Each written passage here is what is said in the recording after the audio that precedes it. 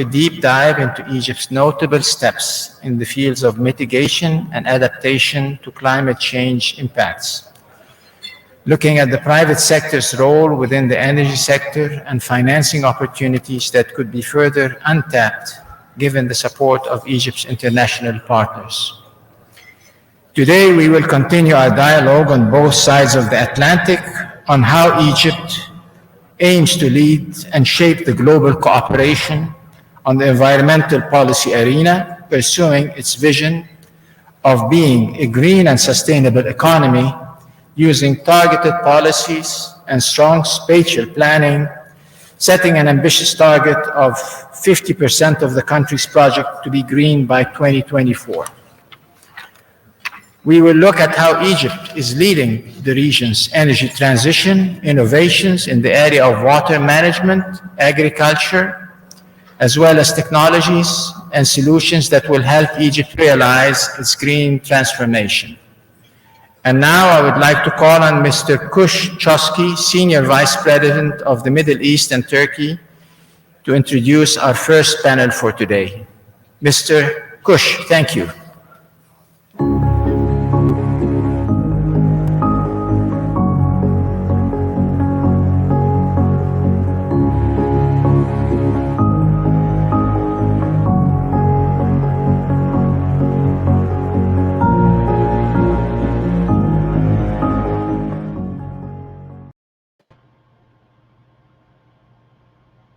A sincere thanks to Tariq Tafiq, the president of our affiliate in Egypt, the American Chamber of Commerce in Egypt, for opening day 2 of the forum.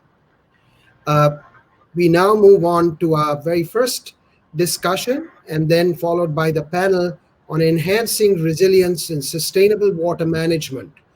The focus is how innovation can drive progress with a focus on food and agriculture and conservation and management of water resources. So we will begin the day with a discussion with Jim Andrew, Executive Vice President and Chief Sustainability Officer for PepsiCo. PepsiCo is a global leader in the sustainable space, as well as a leader in the US-Egypt commercial relationship. I'm delighted to have Jim today. Jim joined PepsiCo in 2016 and currently leads Pep+, PepsiCo's holistic transformational agenda, with sustainability at the center, including the strategic framework, governance, and integrated plans and goals for all of PepsiCo. Jim ensures that sustainability is at the core and is woven into the operating plans of all business units. I want to thank Jim and the entire team at PepsiCo for being a vice chair of our US-Egypt Business Council and supporting that relationship. PepsiCo's work in this area is a leader and an inspiration for many of the over 100 companies that are engaged in the bilateral commercial relationship. We appreciate your leadership, your example, and your support. So with that, Jim, as you're our first private sector speaker today, we look forward to hearing your perspectives. So let's get right into the questions. Jim, you recently participated in COP27 in Glasgow, and I understand you're committed to attending the conference later this year in Egypt. What were some of your major takeaways from the event in Glasgow, and how can we build towards COP27? Yes, thank you, Kush. Good morning and good afternoon in Egypt. And thank you to the Chamber and the American Chamber of Commerce for hosting this important event as we continue what it really is a collective journey to our net zero future. And we at PepsiCo are glad to see these organizations engage governments and business on this issue at this critical time. And we're very excited that COP27 will happen in Sharm el-Sheikh. Egypt is a very strategic market and partner for PepsiCo. And as we heard yesterday from several of the speakers, Egypt's already made great progress towards building partnerships to address climate action and has begun really important process of identifying the priorities for the next COP. And I want to reiterate to the government of Egypt that you have our full support at PepsiCo in ensuring a productive and successful COP27. Now, as far as COP26 goes, Kush, overall, I would say it was a success, with the conference bringing much needed momentum to climate action. And one of my biggest takeaways, having spent 5-6 days there, was the commitment of all the participants to nature positive solutions and the needed partnerships across the private and the public sectors. And as U.S. Special Presidential Envoy John Kerry noted yesterday, COP26 saw unprecedented private sector support. You know, more businesses attended COP26 than ever before, and we saw some really historic pledges to support decarbonization efforts, both as a sector and in partnership with governments and civil society.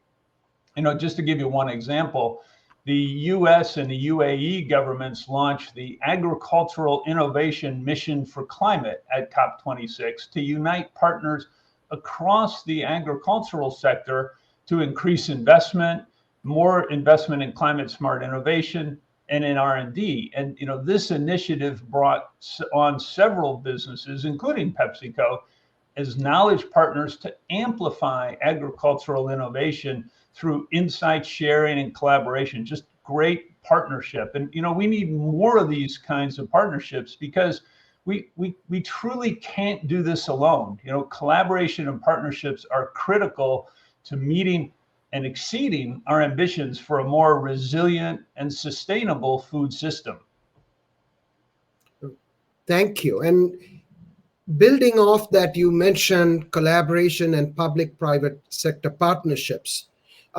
So as the Chief Sustainability Officer for Food and Beverage Company, why is climate action important to PepsiCo? And then how may PepsiCo be addressing decarbonization?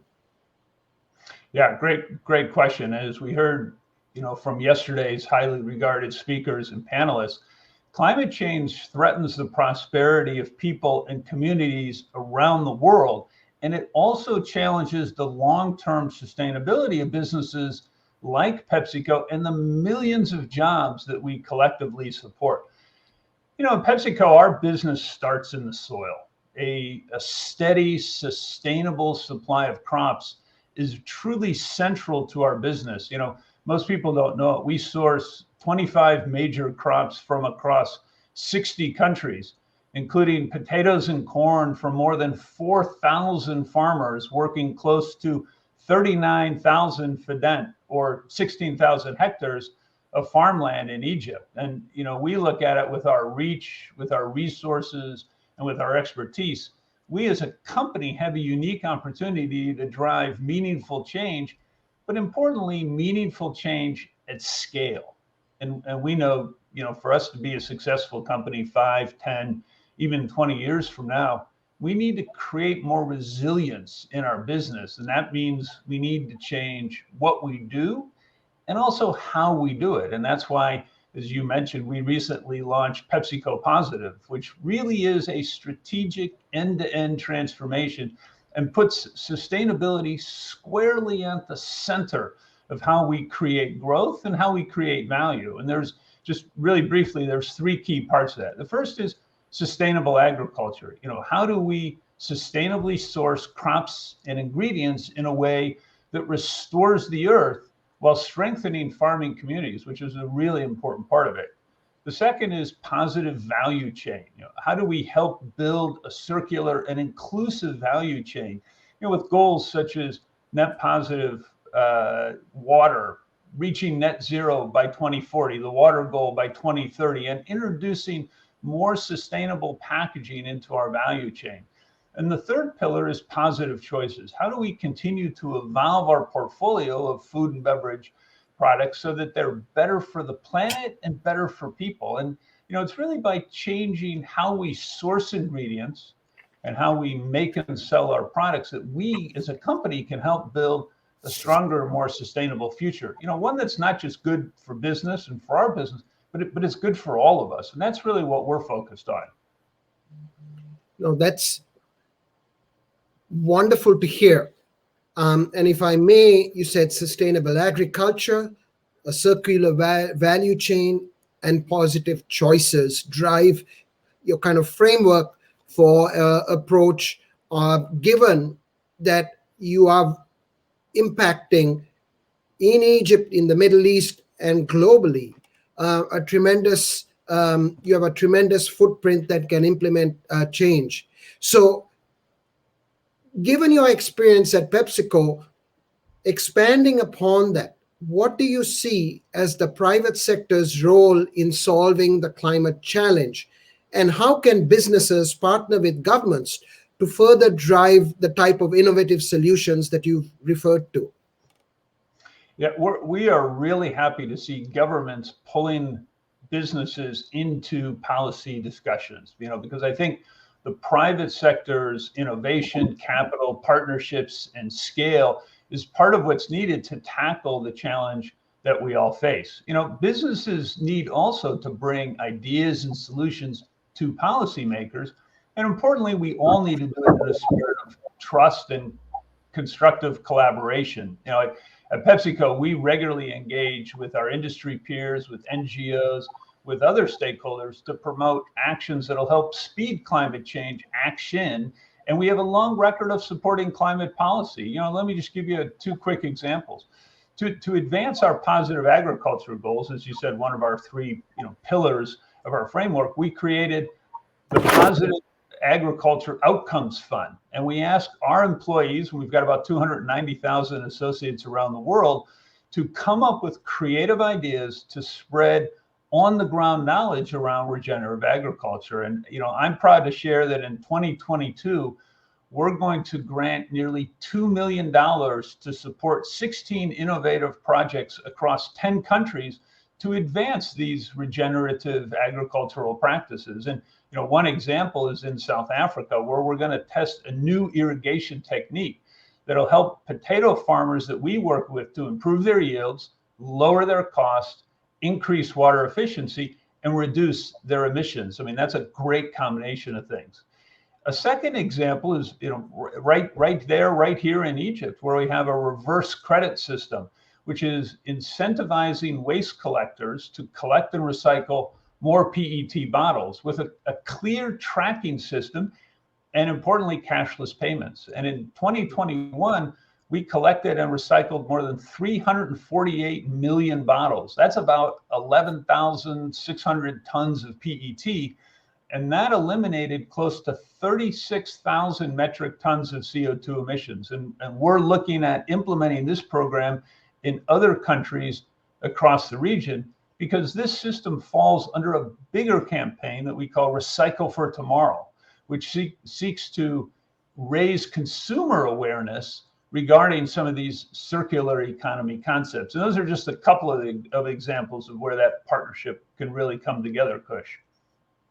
No, thank you, Jim. That's, tremendously broad and deep work, not just in Egypt, but on a global scale, that you're doing. So, given that, let me have one last question of you. And as you reflect back Glasgow, what PepsiCo is doing, and as you look ahead, what is one COP26 outcome you're hoping to see develop further as we move into COP27? Yeah, as I look forward to COP27, I'm eager to understand more about the commitment by developed nations to provide $100 billion a year in climate finance to developing nations, and particularly how that financing is going to flow to the ground level. As we heard yesterday, financing adaptation strategies for developing countries, particularly across the African continent, is going to be a key priority for the next COP. And, I think one area where these funds could really create a significant impact towards adaptation is in supporting farmers in developing nations in adopting some of these regenerative agricultural practices, because regenerative agriculture can protect farmers from some of the catastrophic effects like soil erosion and water depletion, which allows them to sustain their livelihoods for longer. And it also helps ensure that we can grow enough food to provide long-term food security without catastrophic effects on the environment. But we all know that embracing regenerative agricultural practices, it comes with a cost for farmers. And it usually takes a couple of years, 2, 3, 4, of using these regenerative practices before farmers really start to see a benefit in their P&L. We need to help them bridge that gap. And so incentives to implement these practices, such as soil sequestration credits, tax credits, grants, innovation, R&D support, all these things are important because they can help farmers ensure that farmers have the support and the resources that they need while driving the long-term systemic change in the food system that we all require. And so, as I look ahead, I hope that governments will consider investing in incentives for farmers to really adopt climate-smart agricultural practices, which is really going to be important for achieving the 1.5 degrees C by 2050. So that's one of the things that I really am eager to see as we get and move forward and are at COP27. Thank you, Jim. And thank you, Jim, for highlighting that, because beginning yesterday's fireside chat, beginning with the fireside chat with Foreign Minister Shukri, Special Envoy Kerry, the issue of finance was central. And then throughout the day, we heard it raised, and I think the Foreign Minister of Egypt put it very well, that Africa is going to look on financing of many of the whole effort to be able to both achieve its development goals and the sustainability goals. So I think you're highlighting its importance is very timely. And as we at the U.S. Chamber look to convene the American and global business community and pull forward an agenda that is pragmatic and helps bring business continually to being a part of the solution, I think you're noting the finance aspect of it is extremely important, and it'll certainly inform our decisions. So we thank you for drawing our attention again to that, and also for your thoughts this morning and spending time with us. We appreciate, again, your thoughts and everything that PepsiCo has done as a leader in this effort. I am now Thank you, and thanks for the opportunity. Thank you. Thank you, Jim, and thank you to you and PepsiCo again. I'm now pleased to turn it over to Steve Lutz, Executive Director of the U.S.-Egypt Business Council at the U.S. Chamber, who will moderate a panel discussion on this topic that Jim has kindly framed so well.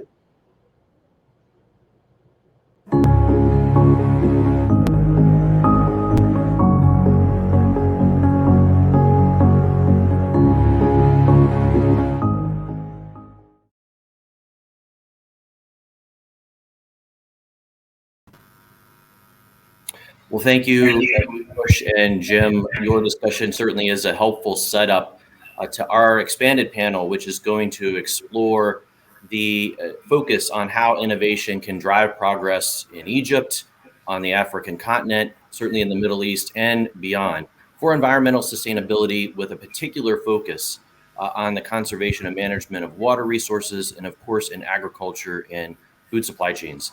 And I'm really excited to be joined by right now 3, perhaps 4 experts who really bring a lot of knowledge and life experiences to the table to discuss this topic. Let me please introduce Albert Chow, Senior Vice President, Chief Strategy and Digital Officer at Xylem, a Fortune 1000 global water technology company. Natasha Santos, Vice President and Head of Stakeholder Affairs and Strategic Partnerships at Bayer, which of course is focused on agriculture innovation that's driven by science and data.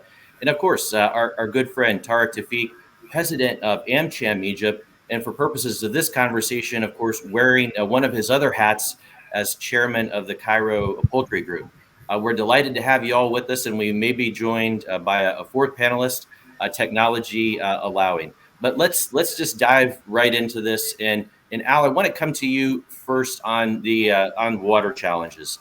And of course, Xylem works across the globe, all over the world with water systems. And can you share with us what are the main water challenges that nations and communities are facing as a result of the climate challenge? Well, thanks so much to you and to the organizers for pulling together this important conversation. Let's start with the baseline on water. And that baseline is that we're still very far away from achieving the near-term goals that the world set around water and sanitation in SDG 6. Today, there are about 2 billion people who don't have access to safely managed drinking water services, nearly 4 billion who don't have access to safely managed sanitation services, and about 2 billion people use water sources that are contaminated with feces. So nearly 500,000 people die every year from diarrheal disease. Now that's the current state. Now let's talk about the future. Water is the vector through which climate change will cause the most suffering. And that suffering can happen if there's not enough water. The UN projects that 5 billion people could face water shortages by 2050. That suffering can happen if there's too much water. The UN also projects that 1.2 billion people will face displacement from climate-related natural disasters and floods. And the economic consequences of this could be very severe. The World Bank estimates that the Middle East and North Africa, for example, could see the world's greatest economic losses from water scarcity associated with climate change, equivalent to 6 to 14% of total GDP. And I want people to understand that climate means that water issues will crop up in surprising ways in communities near you. It might surprise you that one of the biggest challenges for a lot of utilities in the United Kingdom, which we normally think of as very wet, is water scarcity, or that flooding is a huge issue in some of the driest countries in the Middle East, or that a lot of communities rely on water infrastructure that's older than their parents and liable to fail. So what it all boils down to for us is that we're entering an era where tremendous investments are going to be needed to address these interconnected challenges of water scarcity, resilience, and affordability. Investing in infrastructure will make our communities safer and more climate resilient by reducing pollution, increasing affordability and inclusion, and moving our sector and our world toward net zero emissions. Well, Al, thank you very much. It's very interesting. I never had heard the phrase before, water as a vector, for the suffering as you described, and it's interesting to hear the numbers that you put behind it. So thank you for sharing that kind of opening framing on that challenge. Natasha, moving to you and specifically agriculture, there was a lot of discussion yesterday about collaboration between government and business. So I want to ask you, how can the public and private sectors transform the role of agriculture in the race to net zero by making it more part of the solution than part of the problem? Thank you. Thank you for the question. And first of all, let me thank the organizer, the US Chamber, the Egyptian COP27 presidency, the UN high-level climate champions, and distinguished participants from international organizations, governments, and private sector. Is really a great opportunity. I think every collaborative event is a chance to share and listen and to think about diverse perspectives on sustainability. And more importantly to us is really to think about how we can design tailored solutions that meet growers' needs, so the farmers' needs, and link up with partners who can amplify our ambitions for positive impact. So this is really great initiative and already in the beginning of the year, so we can build together the momentum for COP27. And let me reinforce how committed Bayer is participating actively, and conditions permitting, we will have our leaders, global leaders as well in Egypt. So looking forward to the discussion this year and the work around climate action. And then answering your question, I think agriculture is at the center of discussions around climate change today, right? We have no doubt at Bayer that agriculture is part of the solution for climate change through, for example, the widespread adoption of climate smart practices, nature positive practices that were commented a little bit earlier by our PepsiCo representative, but that not only reduce emissions, but also remove carbon from the atmosphere and increase resilience, which is so important because farmers are already facing challenges of climate change, right? So mitigation and resilience is such an important aspect together with emission reduction and carbon sequestration. We believe we have the capability as a value chain, public, private. We all have capability, and more important, the responsibility to develop climate smart solutions that trigger those farmers' adoption by, importantly, which is something that we have been advocating, by creating innovative business models that benefit those farmers to tackle, of course, climate change and drive towards a carbon zero future for agriculture. But for us to be successful, we really need to put those farmers' pain points and needs in the center of our efforts. We need to design solutions that respond to the challenges on the farm that they are having and responding to their pain points. So creating common mechanisms for carbon nature positive farming, prove scalability, covering every stage of the food supply chain from producers, the farmers, to processors, retailers, and finally, getting the message, the information to consumer in a transparent way and find the ways that they interlink as well. So from our experience, stakeholders need to focus on 4 major areas which we are engaging on. For example, rally behind an outcome-based framework and have a solution-oriented mindset. What are we trying to solve? Outcome-based solutions, right? So what is the challenge that we're trying to solve? We want to reduce emissions. We want to have healthier soils that help carbon sequestration. We want to think about better landscape management that protect forests, for example. So how we look at it as a holistic system. So we all working in the value chain. It's very important to ensure alignment around measuring, validating those sustainability outcomes, some that I mentioned today, and that can reassure for buyers and for farmers as well that they are engaging on practices that really will have the impact that is needed, ensuring that as well their agronomic needs, their commercial needs, and the risk is mitigated in case, for example, they need to do practices that are different. So identifying those major barriers. Second point, identify those major barriers for farmers to adopt those climate smart practices so they can effectively direct, we can, as well as the value chain, direct our resources to help them, and very important to de-risk the transition. So that importance of the value chain, again, insurance, finance sector, including public sector, including, because it's risking, agriculture is so risky by nature, and climate change is just exacerbating that. So the risking and transition for farmers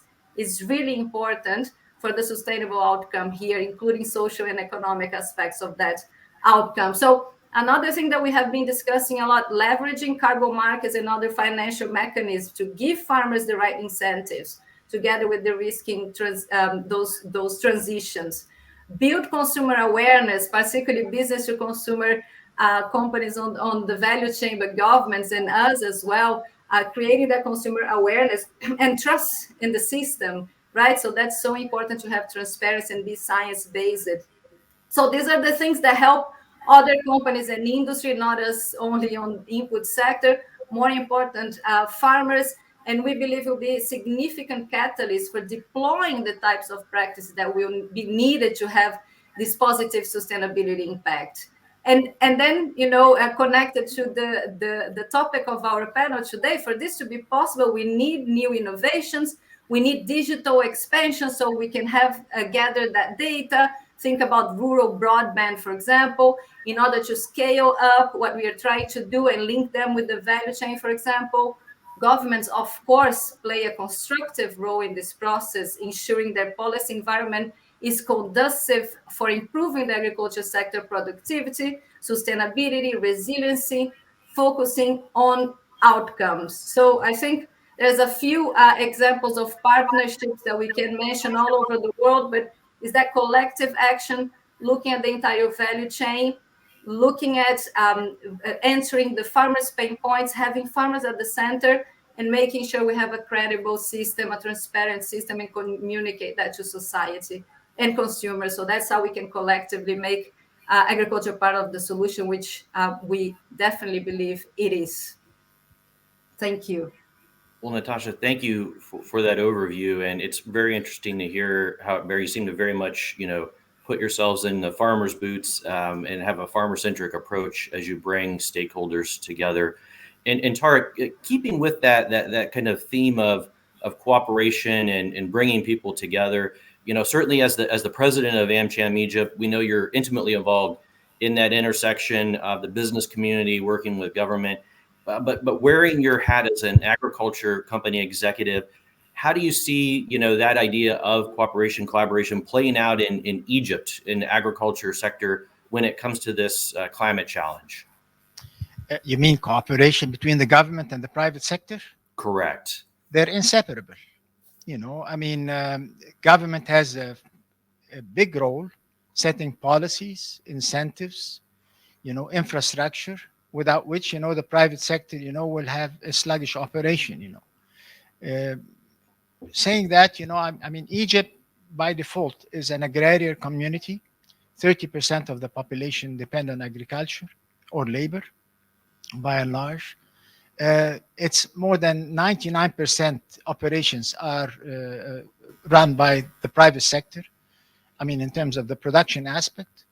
But again, without a proper supply chain, without proper logistics, without a proper cold chain, without a modern trade, in developing countries, the wastage in agriculture is close to 30 to 35%.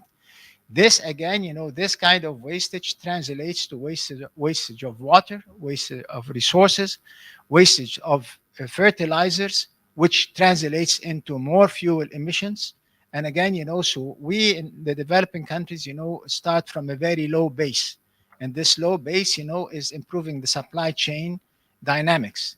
And, by reducing the wastage in agriculture down to the norms of 5 to 6%, I think this is the first step that we should be taking in the direction of climate impact.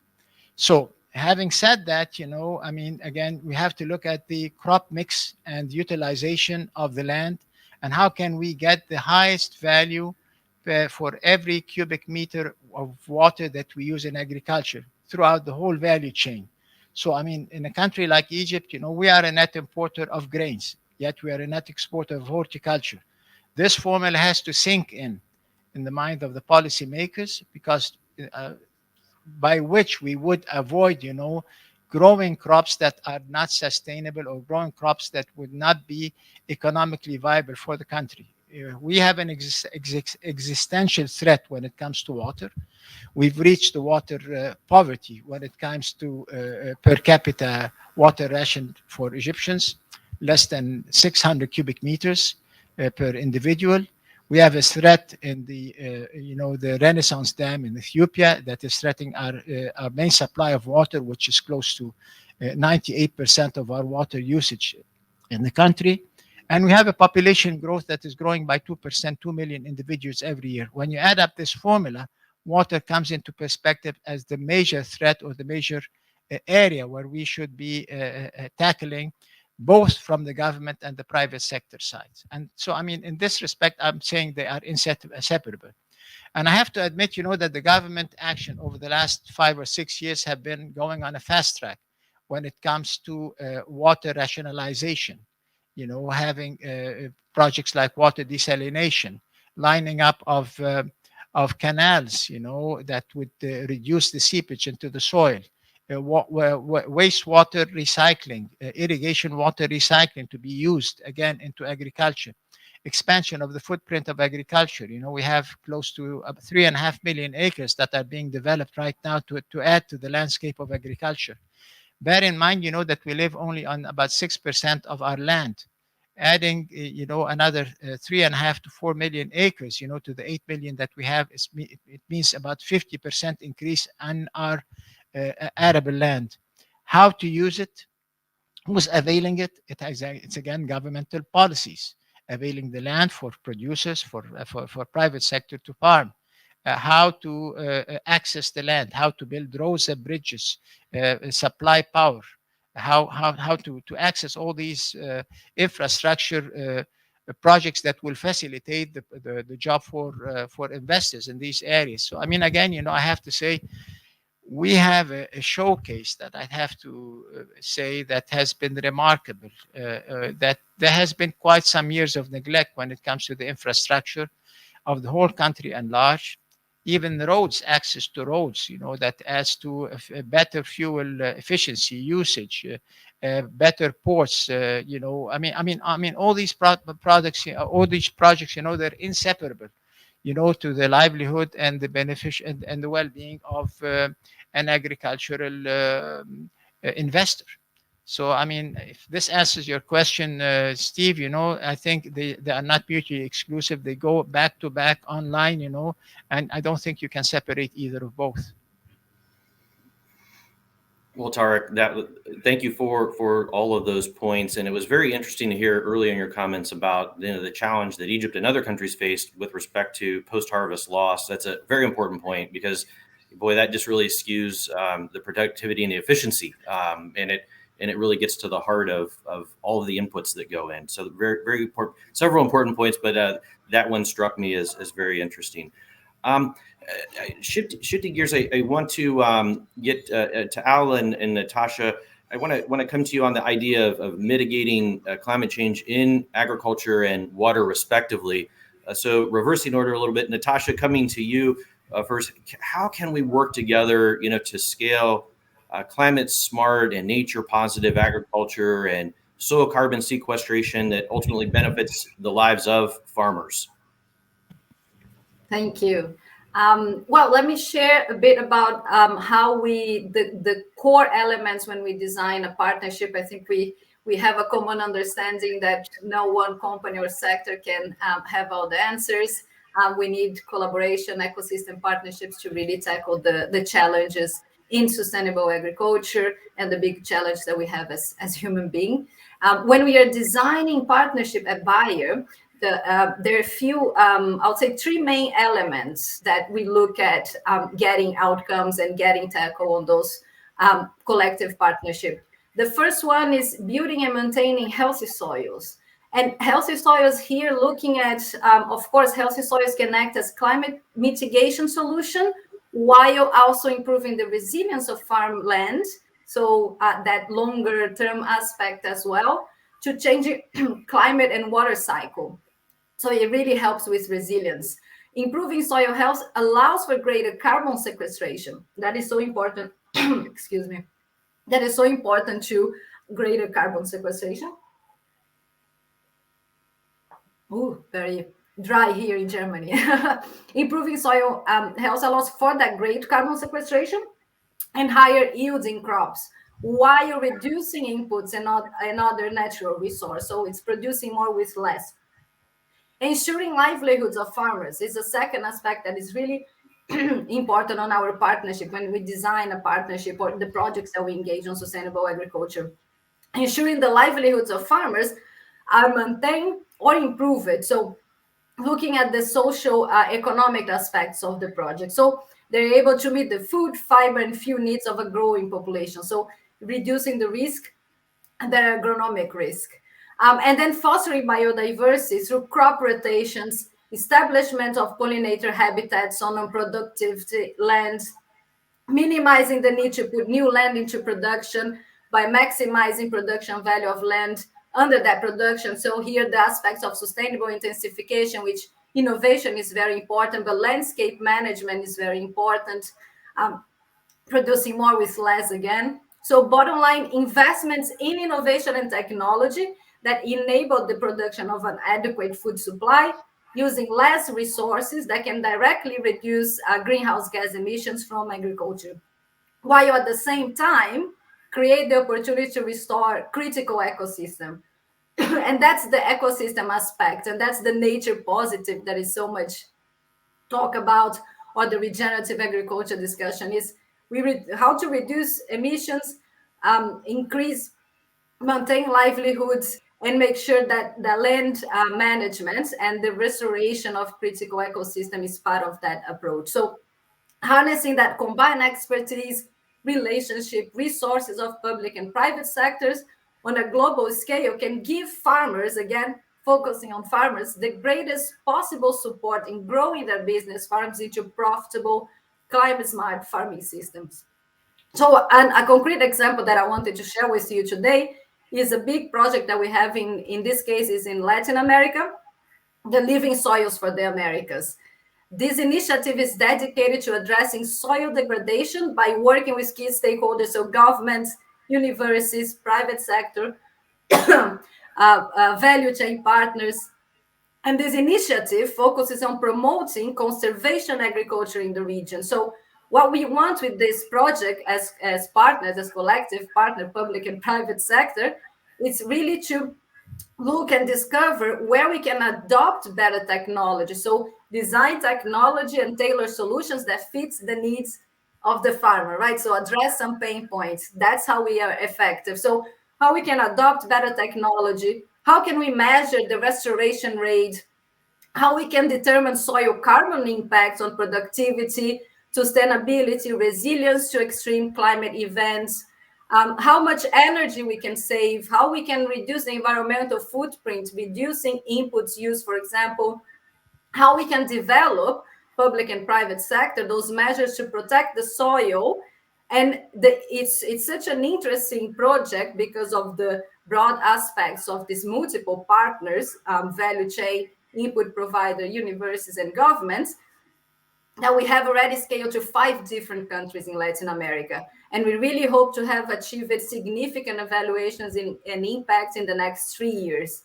And this is one of the examples of the initiatives we are tapping in and lending resources to make it happen. We have in every region of the world, in the US, in Europe, in Latin America, in Asia, in Africa as well, design those partnerships to accelerate solutions to climate change and to accelerate our goals on sustainable agriculture. So because we believe that we can really achieve fast and effective transformation through those incentive-based structure, understanding the pain points, creating incentives for farmers, de-risking the transition, tap in new revenue streams, for example, payments for ecosystem service. So we create business models around it that promote innovation, innovative practices, innovation on the traditional sense, of course, of technology, but as well innovative practices and ways to measure impact. Then, of course, we need to have some level of flexibility and experimentation so we can be future-proofing on things that, because solutions will most of the time be very regional focus. Is different. A tropical agriculture of specific tropics is different than temperate agriculture in the north of Europe, for example. So we need to be ready as well to have local answers for local challenges as well. So the recipe for all of us to work together is known, I think, is to develop and promote a business case, farm to fork, full value chain, to empower a farmer-led and driven movement. Again, link it to those business cases, incentives. It has to make sense for the farmer. Otherwise, it doesn't work. Create financial mechanisms and market structure where private sector can come in. And I think, as mentioned by our panelists as well, address the policy that undermines the adoption of those sustainable practices. That's where governments can play a big role. And then governments as well can play a big role, making sure that the ambitions are there, and the regulation and the policy design around it enable the sustainable outcomes and the sustainable goals that we all have. So some thinking and the way that we design and engage on our partnerships from our side as well. Well, Natasha, thank you very much. And you're right, to create those win-win-win scenarios, developing those business models is absolutely critical. Al, pivoting a little bit to water, of course, what contribution can you see the water sector making to reducing global emissions? Well, thanks so much, Steve. I'll try to keep my comments brief in the interest of time. Water infrastructure is just foundational to every economy, but what people don't know is that a lot of the water systems in our communities are a major source of GHG, greenhouse gas emissions. In fact, recent research that we've seen shows that globally, water management can account for as much as 10% of global emissions. And a lot of people don't know that water and wastewater utilities can be the single biggest energy user in cities. It takes a lot of power to pump water to homes and safely clean their wastewater. So those pumps, those mixers, the blowers, the centrifuges that are the beating heart of the world's circulatory system, well, those consume a lot of power and generate a lot of emissions. The good news is that readily available high efficiency technologies, including digitally enabled solutions that optimize water management, can help our water utilities achieve dramatic greenhouse gas emissions quickly and affordably. So the key message here is that energy efficiency is a quick win for water and the climate, and we should do everything we can to drive adoption of simple infrastructure upgrades that can save money and improve climate outcomes. Our research has shown that existing proven technologies can actually cut 50% of electricity-related emissions from the wastewater sector at neutral or even negative cost through technologies like intelligent wastewater pumping systems or adaptive mixers and real-time decision support systems for wastewater treatment. Now, as a company, we've made our own net zero commitment to accelerate leadership in the water sector, but we've also done things like partnering with Isle Utilities and other companies around the world to create a revolving innovation fund to promote technologies that support water utility decarbonization across the world. And building on findings like this, the entire water sector in the UK, for example, set a net zero target for 2030. And we're working with Water UK and partners like CDP to encourage utilities all around the world to set their own net zero commitments and join the race to zero, which we hope to highlight at COP27 in Egypt later this year. Well, Al, very interesting to hear the gains that can be made from existing technologies. Often we hear about the need for innovation, that's not with us yet. So that's very important to know, and the investments that can be made in those infrastructures. Very interesting. I want to pull into to our conversation Sherry Sykes. She's a career diplomat with the State Department, serving as a senior advisor in the Office of the Special Presidential Envoy for Climate, and somebody who's served in posts all across the African continent. And Sherry, to you and Tarek, I'm very interested to shift gears and ask you both about something that yesterday the Chamber's CEO said, and that's the idea that while this is certainly a big challenge in front of us, it's also an important opportunity. So I want to ask both Tarek and Sherry, if you can build out on that idea that while, yes, it's a huge challenge on the opportunity side there in Egypt, Tarek, what, in your estimation, what is really needed, to realize, the full potential when it comes to creating good jobs and balancing that with a sustainable economy, going forward? What are the sort of benefits and outcomes, that you would see, and what are the policies, what are the investments that need to be made to get there? Well, I mean, the benefit, certain studies that we undertook earlier, by improving the value chain of agriculture and water utilization can easily add 2% to the GDP of Egypt, and this is an outdated study.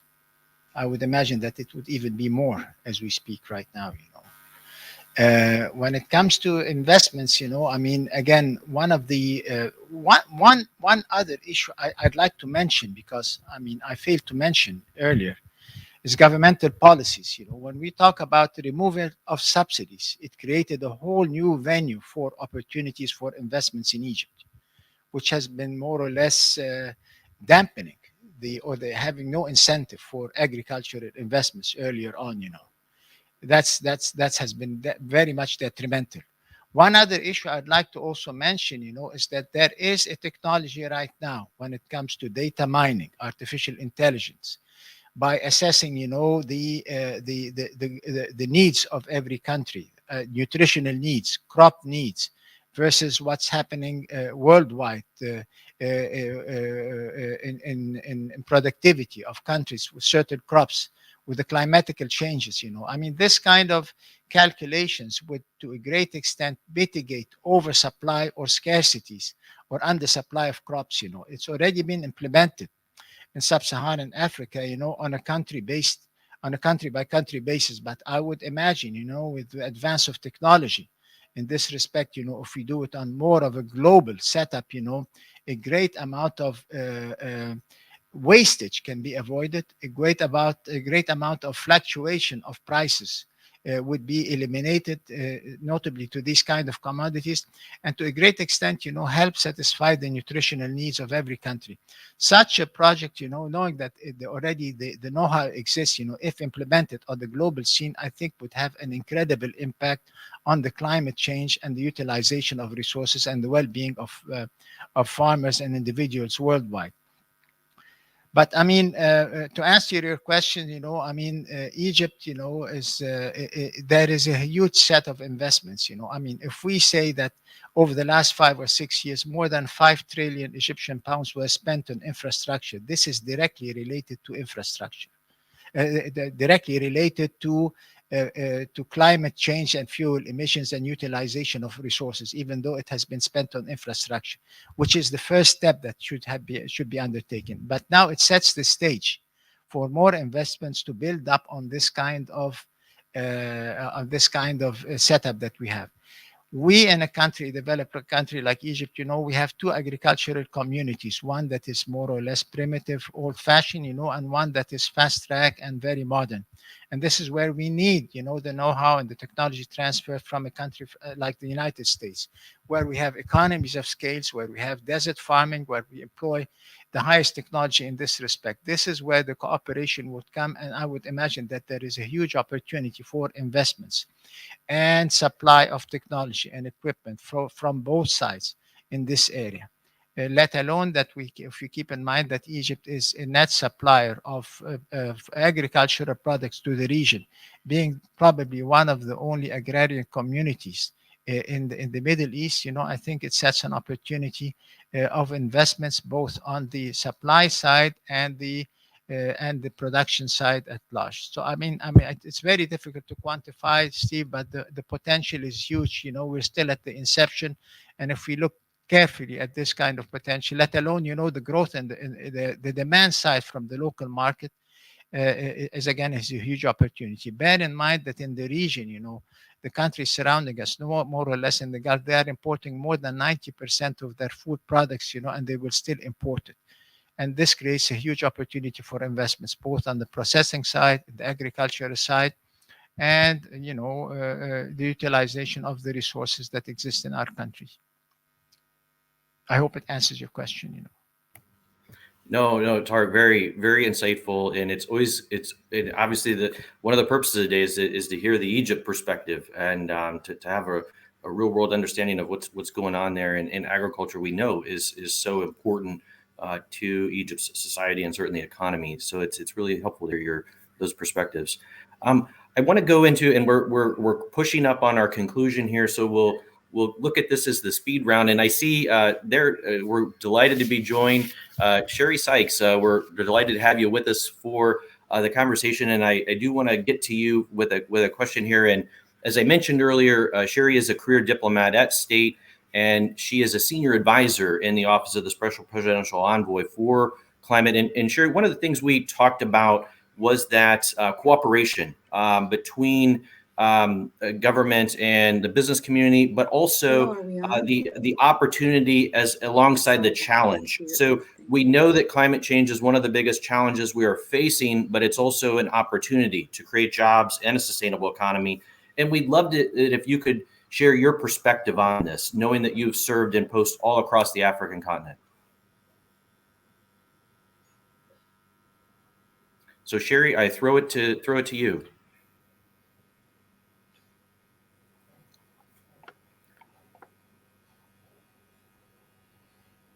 Well, we're still, I think, trying to get the audio figured out. I'm going to ask our Al, Natasha, Tarek. We're going to do this. I'm going to insist we're going to have a speed round here because we are pushing up on the conclusion. And I really did want to get into resilience on climate impacts. And Al, briefly, if you could, we know that we're seeing climate impacts in the form of water challenges. Look at the floods, look at the droughts. We know that technology can play a huge role in making water infrastructure more resilient, and would love to have you, speak to that in future-proofing water infrastructure in the face of those challenges. Again, if you can, I'm going to ask all of our people to be brief. So we'll go through speed round. I'll just say three things. Water conservation, hugely important for both mitigation and resilience. Technology has a huge role to play. And affordable, resilient, smart metering networks are one of the most important things that communities around the world can do to reduce municipal water consumption. Two is water recycling and reuse. In Singapore, water recycling meets 40% of national water demand. Los Angeles has just set a goal to recycle 100% of the city's wastewater. Technologies exist today to make things like that possible. And finally, on flooding, that's a huge issue. We're hearing it from communities all around the world. Early warning and infrastructure optimization to reduce damage from flooding are two of the best levers that communities have to increase resilience to water-related risks. Sensors, digital twins, these are real. They're working in cities all around the world. And these are investments that we can make today to make water management more resilient. Well, Al, thank you so much. Natasha, coming to you, and we know that to be more resilient, we need to accelerate, so could you speak again, briefly to global transition to a carbon zero economy, and what are the tools and mechanisms that are going to help us get there with these through these transitions? I'll be brief. I think I mentioned ecosystem partnership, public-private partnership, making sure we look at the pain points of farmers, that we address solutions that we create solutions to address those pain points, create low cost, low touch, easy to manage technology. So, for example, in the African continent and many places in the world who suffer with weather conditions and extreme weather conditions. For example, creating the breeding technology, creating seeds and breeding that are more resistant.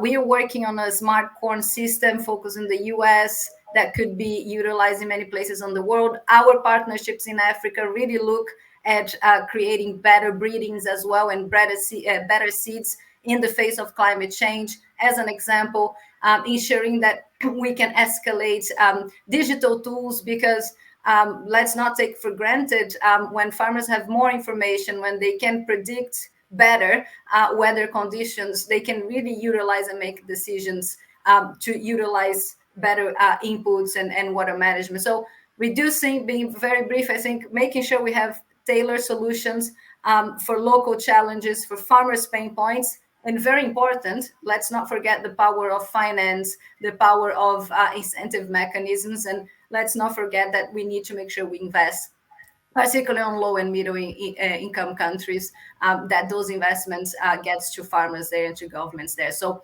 I would conclude with that, and thank you so much for inviting us, for inviting Bayer, and happy to engage with anyone offline as well on what we are doing. Thank you. And Tarek, coming to you, you'll get the last say from our panel. If you could share, what do you think should be the priorities to strengthen Egypt's food resilience in the face of the climate change challenge? Well, number one, water, changing the perception of the Egyptian individual that water has a value. It's not a God-given gift, as we have been experiencing over the last 7,000 years. Once we have this perception that water has value, the whole economics of water conservation, proper utilization will sink into place. That's number one. The second thing, agriculture is not the perception of agriculture. It's not a farmer who's tilling the land. It is a high-tech industry that employs robotics, artificial intelligence, genetics, biogenetics. It's becoming a very sophisticated value chain, which is this kind of perception is a way to attract investments, to attract the pool of talents, entrepreneurs, unlike the previous perception. We have the talent, we have the interest in the country, and what I've been witnessing recently is that these young entrepreneurs that have nothing to do with agriculture are jumping into this field, employing the highest technology. And I think this will be transformation in the coming generation once we apply this kind of perception and we put a value for water by and large. I think this is the real opportunity of transforming the agriculture in Egypt for the future. Well, I want to thank you, Tarek, Al, Natasha. Thank you all. Really incredible insights. We could go on for twice, three times the point of this discussion. It is these are all critical topics. As somebody who grew up on a farm in Indiana, I really enjoyed the conversation and hearing what the future looks like for water, for agriculture. There's a lot of work to do, and we appreciate all of the efforts that you and your colleagues at your companies are making. And we do look forward to carrying this conversation forward. And for any listeners that are interested in this, definitely reach out to us, and we want to hear your ideas and input. But thank you to our panel. And with that, we conclude our panel. Thank you very much. Thank you. Thank you very much. Thank you. Thank you.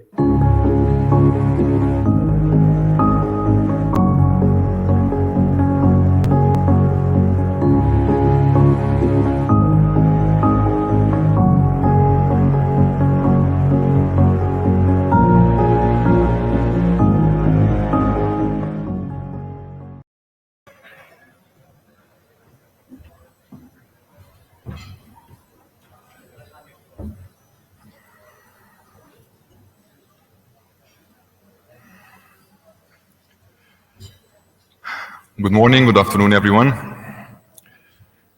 Let me start by introducing myself. My name is Khalid Hashim. I'm the regional president for Honeywell, and I'm the chairperson of the Power Committee at the AmCham.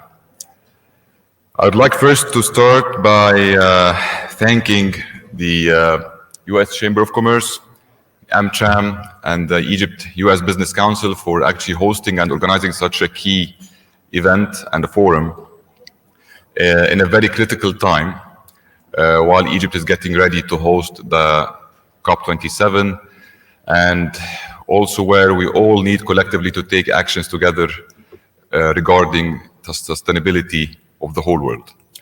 So let me first introduce our next speaker, His Excellency Dr. Mohammed Shaker, the Minister of Electricity and Renewable Energy.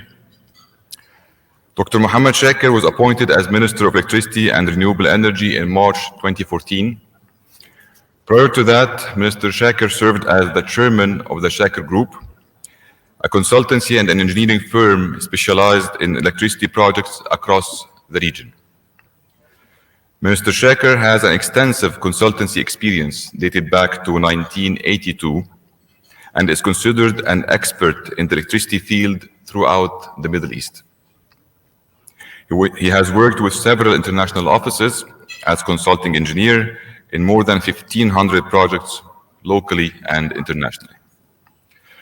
Mr. Shaker obtained his bachelor and master's degrees in electrical power engineering from Cairo University in 1968 and 1972, PhD and DIC in electrical engineering from Imperial College, London in 1978, and he also was awarded the Premium Award in Science and Technology in 1985 by the Institution of Electrical Engineers from the UK.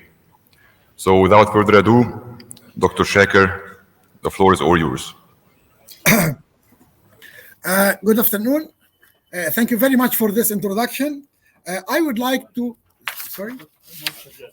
actually to give a presentation about what was the situation of Egypt starting 2014 and how we could manage actually to improve the situation and how we actually are moving towards transition to renewable energy.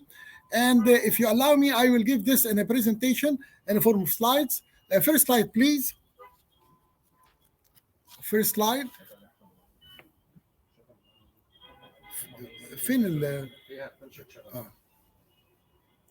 Can you start the first slide?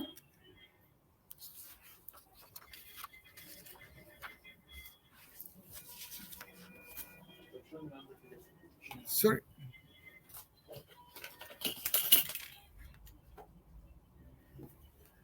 Yes, the renewable future for power in Egypt is building momentum to UN COP27, strengthening public-private sector collaboration on the climate change. Second slide. Second slide. Yes, the contents of my presentation will be situation in summer 2014 in Egypt, what was the action taken to overcome the generation shortages, and then upgrading our transmission network, then transition to the renewable energy. And Egypt is an energy hub for international and interconnections and corridors. Then I will give a very short account about African renewable energy potential, and then I will end by energy corridors in Africa. Next slide. situation of summer 2015. Next slide. Actually, we were facing a massive electrical power outages. You can see that we were facing a very big problem at that time. Next slide. And this because there's low availability factor of power plants. There was a fuel shortages and load shedding. We were losing every day between 2,000 to 3,000 megawatt. And in one day, we were losing about 6,000 megawatt. Massive electrical power outage happened. And then we were having many of the transmission constraints and losses as well. Next slide.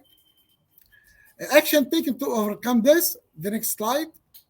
We started with upgrading our generation capacity. Energy, meeting with the president, he was always, his instruction was energy is considered as a matter of national security. Next slide. We took many actions.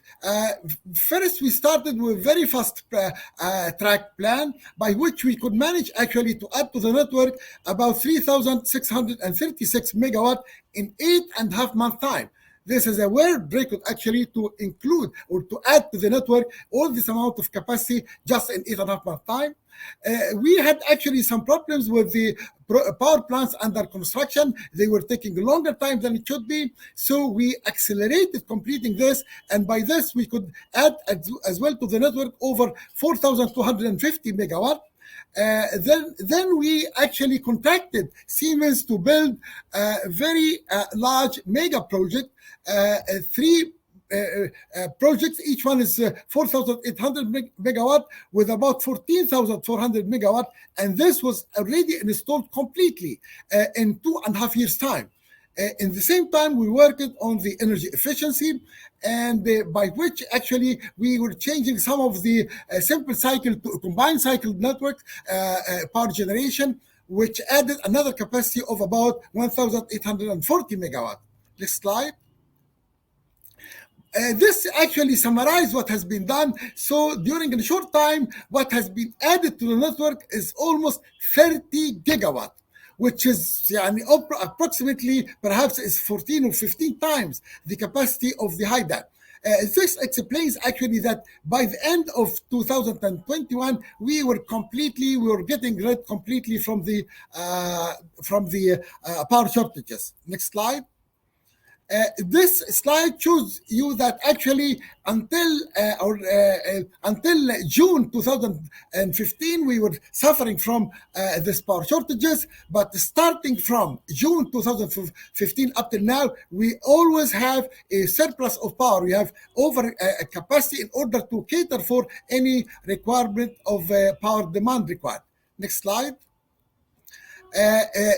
We actually reduced the fuel consumptions by actually improving the efficiency of our power stations. We could manage actually to improve efficiency by about 16%.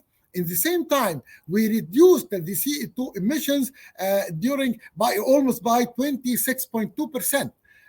Next slide. In the same time, we worked on the upgrading of transmission network. Next slide.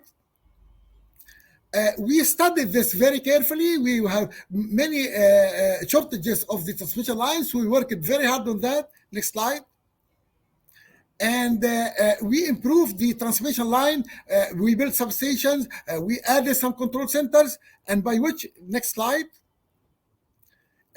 For instance, just to give you an idea, the 500 kV network was only 3,000 kilometers, and in a very short time, actually, this was increased to 7,200 kilometers, and which means that we could manage actually to add about 130% of what was existing from the 500 kV network.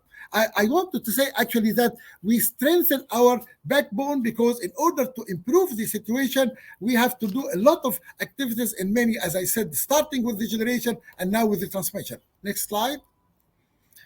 We added substations as well. At that time, there was only 10 substations of 500 kV. And by adding, we increased actually this to become about 31 substations with an overall capacity instead of 9,800 megawatt, it's become now 42,000 1,000 megawatt approximately of only the 500 kV network. Next slide.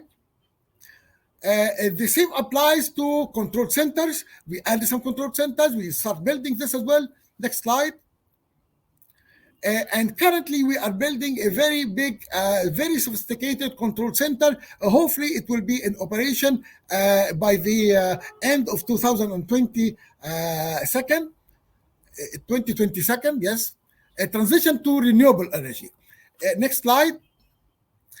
Actually, the potential of wind and solar energy in Egypt is we allocated an area of about 7,637 square kilometers, which is capable to install both solar and wind farms of an overall capacity of up to 90,000 megawatt. It's a huge capacity, actually, and we started to utilize this to a great extent. Next slide.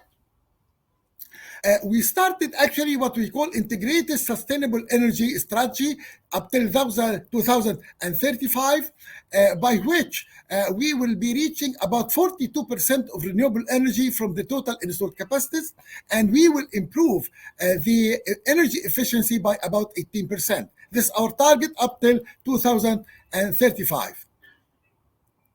Next slide.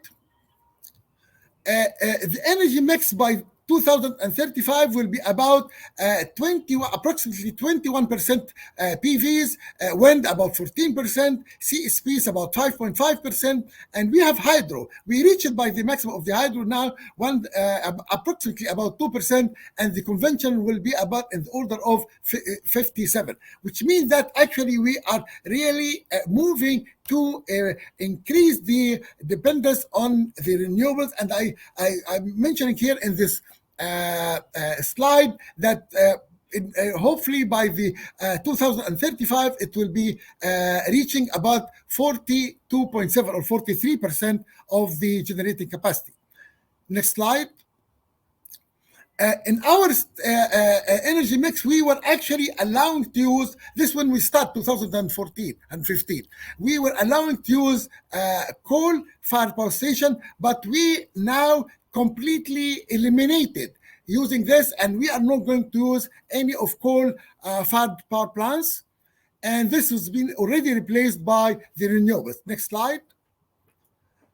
You can see actually, and this is the energy mix in different years, that what has been shown on the last market line, coal, you can see now it is actually zeros, which means that definitely we are not going, we completely eliminated using coal-fired power stations from our network. We are allowing actually to build a nuclear power plant of about 4,800 megawatt, which is, we already started this now. Next slide. We did some incentives to investment in the renewable energy. Land has been already allocated. As I said, 7,650 square kilometers has been already allocated. We have available information concerning Solar Atlas and Wind Atlas as well. We did a lot of environmental impact assessment studies. We have a long-term bankable power purchase agreements. Custom duties for all imported materials related to renewables do not exceed 2%. And then we have a sovereign guarantees issued by the Ministry of Finance for any investor. And we are relying to a great extent on the private investment in this direction. Next slide. We have different mechanisms. We have a feed-in tariff scheme by which so far we have about 32 power purchase agreements already signed. It's in under operation now. In BIMBAN, I will show you this in next slides with the total. No, go back perhaps, previous slide, please. With an overall capacity of 1,465 megawatt of renewables. In just one location, we reached power with the BOO scheme, the latest prices we could reach with the solar, 2 cents per kilowatt hour, and with the wind, we reached about 2.85 cents per kilowatt hour from the renewables. And at the same time, we have new and renewable energy authority. They already are building their renewable plants through an EPC plus finance mechanism. And then last, we have the auctions as the last resort for that. Next slide. Currently, recent project contracted under implementation now, we are talking about 3,500 megawatt, both wind and solar, with an approximately $4.4 billion, and all are already by private sector. I must say actually that we are leaning very hard on the private sector to do the investment in this direction, like what I said before. Please, next slide. Let us show things about Bimban Solar Park. It is the largest solar park, perhaps in the Middle East and Africa so far. Next slide. It's the installed capacity, and overall installed capacity is 1,465 megawatt, with the signed power purchase agreement, 32 investors. A total area of this solar park is about 37 square kilometer. Workers and job creation over about 10,000 workers. CO2 emissions actually 2 million tons has been reduced. And this is actually, it goes the next slide. It is considered perhaps from the capacity side to be the fourth largest solar farm in the world. We have another three earlier than that from India, China, and India, and Egypt. This from Bimban, as I said, it's 1,465, and it is expandable to about 2,000 megawatt. And perhaps by the end of this year, we will be actually calling for investors in order to participate for increasing the capacity up till 2,000 megawatt. Next slide. As I said, it's got the prize from the World Bank, and the same prize as well from a Government Excellence Award from the Arab League. Next slide. This is show you aerial picture for the Bimban Solar Park. Next slide.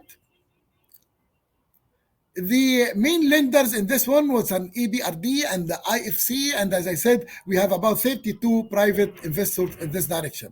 Next slide. ايه ده؟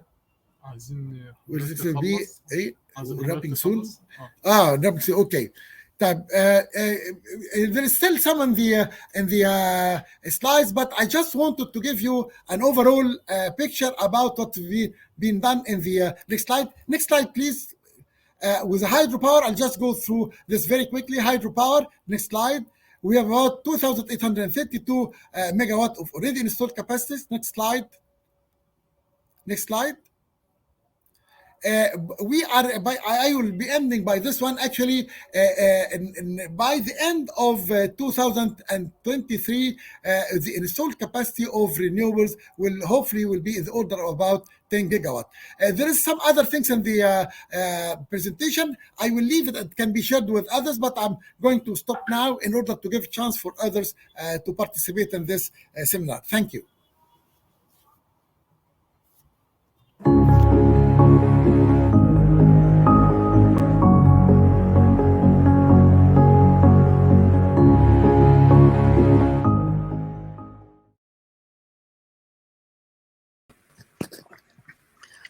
Well, thank you, Minister Shaker, for what is really a great overview of a lot of exciting activity in Egypt with respect to renewables. I'm Dan Byers. I'm Vice President for Climate and Technology at the U.S. Chamber's Global Energy Institute, and I'm delighted to moderate our follow-up discussion here with a great panel of representatives from companies that are household global names. And with me today are Stu Jones, President for Regions and Corporate Relations for Bechtel, and also former ambassador to both Jordan and Iraq. Khalid Hasham, President of North Africa Business for Honeywell International, and Roger Martella, the Chief Sustainability Officer for General Electric. Thank you all for joining us. And I think we'll get started. And Dr. Shaker's slide presentation was really a great, I think, scene set for this discussion. And frankly, I learned a lot, and it's really impressive what Egypt is undertaking in terms of both building out its grid capacity, shoring up reliability, and doing it with pretty ambitious renewables goals, 3.5 gigawatts of wind, the Benbon Solar Park, hydro, et cetera. And so I think, with that as a foundation, each of your companies is heavily involved and invested in current projects and potential projects going forward. So I think to open, we'll go through and please just take a few minutes and describe your footprint in Egypt as it relates to renewables and the clean energy transition. And Ambassador Jones, why don't we go ahead and start with you? Great. Well, thanks, Dan. Thanks very much. And honored to be on this panel with Roger and Khalid. And I agree with you. The presentation by the minister demonstrates just how active and how ambitious the Egyptians are in addressing climate change and reducing emissions. So delighted to be here today. Bechtel's been a partner with Egypt for over 50 years. We built about half of the power generation capacity in Egypt today through our former subsidiary, Pagesco. We're now performing the front-end engineering and design for the Suez petrochemical refinery, which will be in Ain Sokhna. And we've been in talks with Egyptian officials for months as they prepare for COP27 and how we can support their efforts. Yesterday, His Excellency Minister of Energy and Mining, Tariq Al-Mallah, unveiled a joint effort between the ministry and Bechtel and GE and Baker Hughes to conduct a study of the existing oil and gas facilities in Egypt with an eye towards projects to reduce those emissions. And I think that's a great example of ways that companies like Bechtel and the government of Egypt can cooperate going forward. Of course, in Egypt, you've got outstanding construction companies that are already developing several projects, as we heard from the minister. Where I think Bechtel can provide the most value added is in projects that require new technologies and approaches, and also where there may be an international component. So this includes pump storage, carbon capture, battery storage, hydropower. We're building a major hydropower project in Albania right now called Skavica. Bechtel is also proud to be a partner in developing the Australia-Asia Power Link, which will enable Australia to export solar-generated electricity to Singapore via a 4,200-kilometer undersea cable. Obviously, with its tremendous solar capacity, Egypt is very well suited to develop this technology and take advantage of sales of its electricity to Southern Europe or other markets in the Middle East. And as you would expect, the Egyptians are already speaking with Greece and Cyprus about this. We would love to be a participant in this kind of project and help develop all aspects of it. On a more modest scale, I think based on our long history in the power sector in Egypt, Bechtel could work with the Ministry of Electricity in a project similar to what we're doing with the Ministry of Energy, where we could take a look and review and audit the emissions coming from the existing power plants with an eye towards developing engineering solutions to reduce those emissions. So those are the things that we would be excited to do here. Of course, very interested in hearing from Roger and Khalid. And again, thanks for having me today. Thanks, Stu. That's a great open there, and I think in particular when we think about exporting molecules through gas, but we can also export electrons through undersea cables. So a very exciting project that you mentioned in Australia. Let's turn now to Khaled, who's on site in Egypt. Please tell us about Honeywell's work in Africa.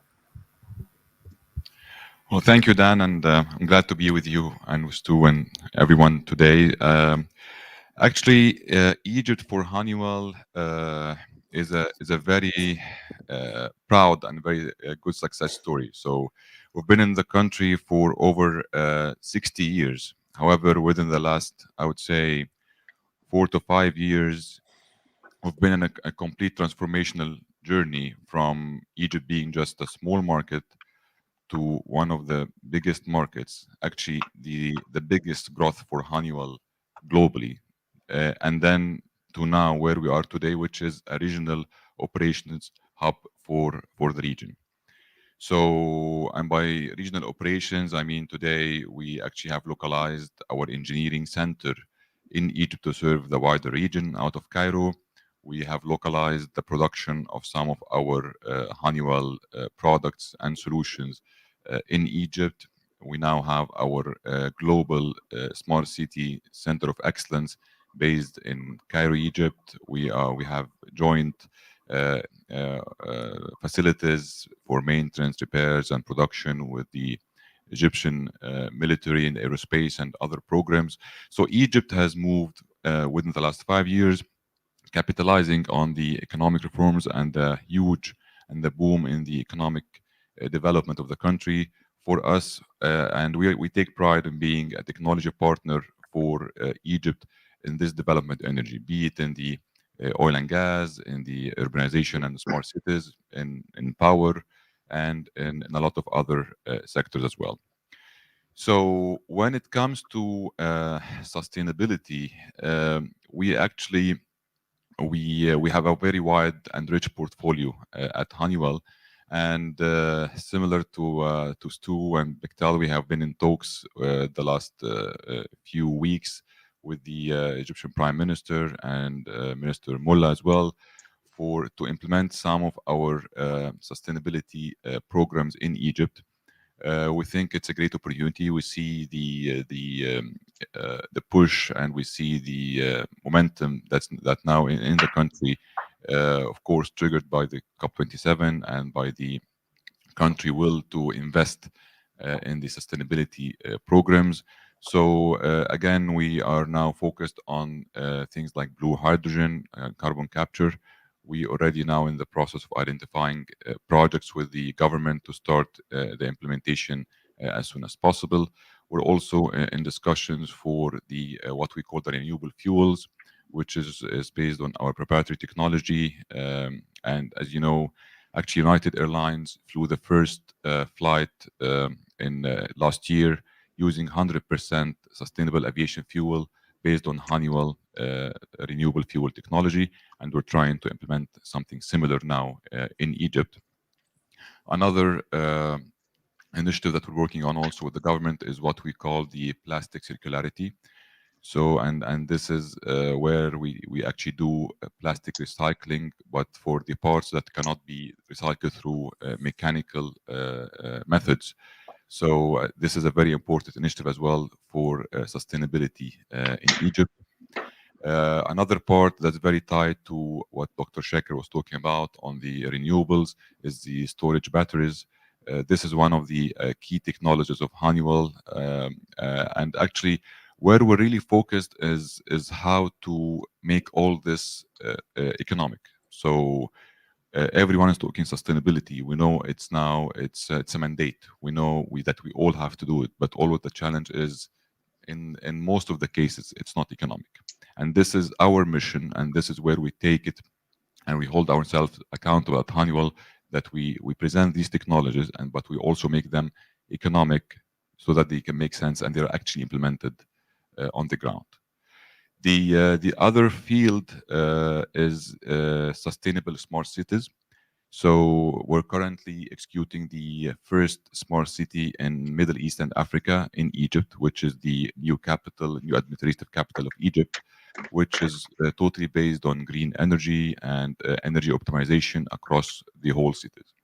So this is a quick summary of our programs that are currently running in Egypt. Some of them will be finalized between April, May. Some of them are going to take more time, but the thing is, we have a roadmap in partnership with the Egyptian government and also the private sector in order to make it happen as soon as possible. Thank you. Thanks very much for that overview, and hopefully we can expand on a few of those projects here as in our follow-up rounds, and certainly agree with you. And the Chamber has been out in front on the need to bend the cost curve with technology development so that we can, while we're pushing out these projects, can get the cost down to where it can be adopted widely. Roger, let's turn to you at GE. Please go ahead and share about your work in the Middle East and North Africa. Dan, thank you very much. And thank you to His Excellency Minister Shaker and the Chamber for inviting GE to participate in this important discussion. And always good to join with Stu and Khaled, and good to see them, and appreciate the chance to share some ideas here. GE feels very honored and proud to play a key role in Egypt to help them succeed with their goals for the energy transition. We congratulate them for hosting COP27. We're passionate on ensuring Egypt's success for COP27, for Egypt, and for the planet. And I think like others, we started planning for it while we were actually at COP26, looking ahead and saying this is a very significant COP27 will be very important that it's in Egypt, and how do some of the issues and the messages kind of get tailored to that environment and the issues that Egypt's going to want to lead and focus on. We're excited to see the progress they've made and the leadership they're setting here. And we're excited because I think when we think about these issues, we have two things in common with what we heard from His Excellency. We want to focus on decarbonizing the energy sector if we want to succeed with decarbonization. But while we're doing that, at the same time, we want to grow resiliency of the energy sector. We want to make the energy sector more resilient. We know we need to do these two things simultaneously, that these are mutually achievable goals. And we believe it's critical to achieve Egypt's decarbonization goals through the renewable energy and all the other initiatives that His Excellency spoke about.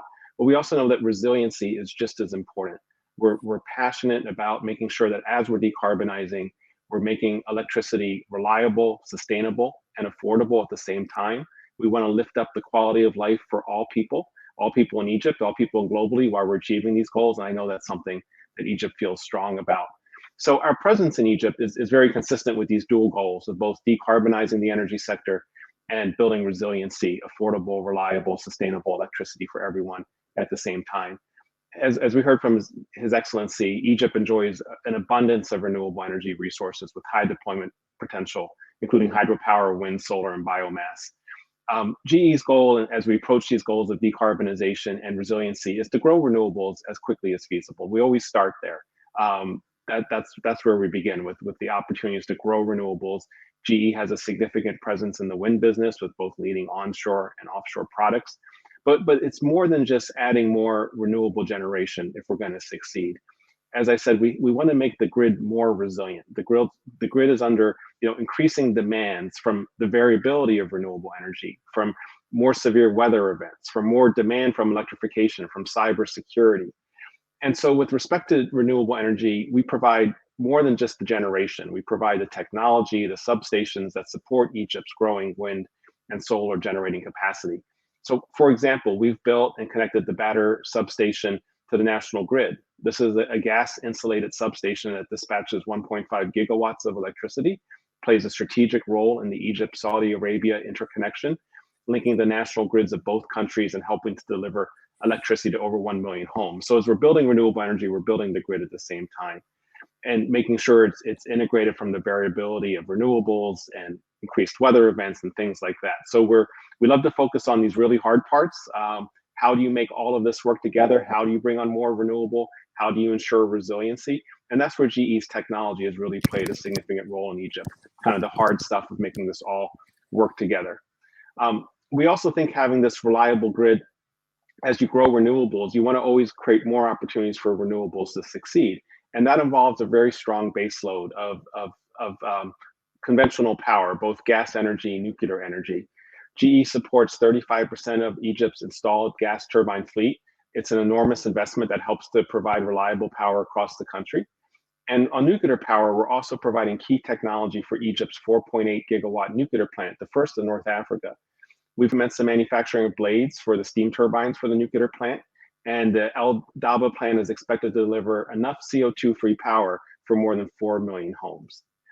And then finally, so that's what we're doing today. We always want to provide the state-of-the-art technology today, but we also want to make sure we're innovating the technology, the breakthrough technology for the future. We heard His Excellency talk about where Egypt wants to go long-term with its emissions for net zero and its emission goals. That's going to require the next generation of technology. So I'm sure we can talk about this later. We're very invested in the breakthrough technologies. We heard about the sustainable aviation flight from United with our engines, but also carbon capture, sequestration, hydrogen as a fuel, small modular reactors. Egypt, and looking into COP27, it's a great opportunity to make sure that all parts of the world are contributing to this innovation. And we can look to Egypt, we can look to North Africa to be part of the solution in helping innovate these next generation of breakthrough technologies. Fantastic, Roger. Thank you for that. And while the topic of this is really renewables, I think the points you raise, especially with regard to resiliency, help remind us that we really need the all the above approach to decarbonization, if it's carbon capture, storage, advanced nuclear, et cetera. And these are all challenges, as I was listening to you speak, that we're facing here in the United States and we see in Europe and throughout the world. And so there's a lot of common threads. Let's zoom out now a little bit, I think, and kind of take a global picture on the state and the outlook for renewables. I think if there was a common theme between COP26 and COP27, we're now 3 months beyond COP26 and 9 months from COP27. It's this focus on ambition, and there's been a lot of ambitious targets set. Now there's some work to figure out the path to get there, and so I guess I'd just like to hear how you all are looking ahead to COP27 in all the different countries that you operate, because you all have footprints all around the world to sort of help countries meet those ambitions across the board, really economy-wide, not just even in the power sector. Let's go ahead. We'll go back to Ambassador Jones first. Thanks. Thanks. Well, a couple things. This is not a profound idea, but I think it's worth saying, which is that I think what we're seeing in Egypt now is a best practice in terms of its outreach to the private sector and to the business community. So as soon as the tents folded on COP26, we started hearing from the leaders in the government of Egypt talking about how to plan and prepare for COP27 and how we could, as Bechtel, support their efforts, not only in terms of what's going on in terms of Egypt, but in terms of having a really successful conference. And I think that's really outstanding and gives us 11 months to sort of prepare and think about, what kind of contribution we can make. And, again, just looking back at a few minutes ago to His Excellency Minister Shocker's presentation, clearly the government of Egypt is not only focused on this conference, but on integrating the private sector, not just the banks, by the way. The financial community, of course, is very important to this, but and they need to be part of it, but also companies like GE and Honeywell and Bechtel and others, who are going to be developing the actual solutions on the ground, should be integrated in these policy discussions, I think, at a very early stage. And I think the other thing is, COP27 creates an opportunity for our firms and our community, the international community, to look across borders. So we've had a very good discussion, a very good Egyptian-specific discussion about everything, all the exciting things that are going on in Egypt. But obviously, to find the overall solutions, we're going to have to work across borders. And so, what I expect is that much of the momentum that we're seeing around COP27 will springboard into other parts of Africa. In preparing for this conversation, I was speaking with Karim El Dasuki, our country manager, and he was explaining this really exciting project we have in Ireland to develop a new technology to liquefy carbon. So not every country, not every location is suitable for carbon capture, but if you can liquefy your carbon the way you liquefy natural gas, then you can send it across borders and find new locations. But that kind of international cooperation and finding international mechanisms to develop that, I think, are really what COP27 should be about. I mean, right now, by coincidence, I'm beaming in from Georgetown, Guyana. And Georgetown, Guyana is a huge carbon sink. There's a massive rainforest here, and it's sucking up a lot of our carbon from other parts of the world. But how can we incent and reward and encourage, not just the preservation, but maybe even the expansion of rainforests? Those policies, those international understandings don't yet exist. And that's what I think we need to be working on in terms of COP27 and onward. And, actually, I had the opportunity to talk to Roger about some of these ideas back in November and December, and really appreciated that opportunity. And one of the things that we talked about was the need to be sort of make it, Christmas every day of the year. I mean, in the lead up to COP27, we need to hit every single milestone, the G7, the G20, all of the world meetings that are moving forward in the lead up to COP27, I think need to incorporate this discussion. And again, going back to my earlier point, need to incorporate the private sector perspective on how we're going to achieve these objectives. Thanks. Thanks, Ambassador. That's great, and obviously that's part of why we decided to host this forum at this time, so we can have that long runway. And agree with you certainly that that over the next 10 months there's going to be a lot of opportunities. It's not just about what happens in November in Sharm el Sheikh, but everything in the lead up to that. Khaled, we'll turn to you and would love kind of your thoughts as you're on the ground in Egypt and what you're seeing in terms of just international cooperation and Honeywell's sort of global activities, and also anything in terms of the agenda for COP27 that may tie into that. Yeah, thank you, Dan. So let's first just try to reflect on where we are today, because it's really very challenging, and we've been talking about sustainability for a long time, and I mean globally. But when you look at the time now, where we need and we have to take some serious actions, it's really challenging times. So we're still trying to recover from a global economic crisis, if we can call it post-COVID now, optimistically. We have a lot, if we're talking especially on the emerging markets, very high in debt. So it's even more difficult and more challenging to take decisions to move with sustainability initiative or sustainability program projects. We have also on the technology side, we're not there yet to make it as economic as we hope it to be. I'm talking generally speaking about, if not all, most of the sustainability technologies. So that means that we need incentives in a lot of cases and premiums for the governments to take serious actions to implement sustainability projects. When we're talking about incentives and premium, we're talking about regulatory and legislative changes that need to happen. So we need to create collectively an ecosystem that can really push all the sustainability programs forward. So this means like GE, Honeywell, like technology providers, means like Bechtel and what they can do with owning at the EPC and the whole project, meaning financial institutions, they need to really step in and take the ownership and try to drive things forward. Governments globally, they need to work together and ensure the premier there, the regulatory body is there to govern all the changes needed. So this all needs to happen, not only for the COP27 or even 28, because I think be it the COP27 or the COP in general or other forums, we should be using them as milestones or as deadlines where we need to take serious actions and sit together every year and see what results have we really achieved.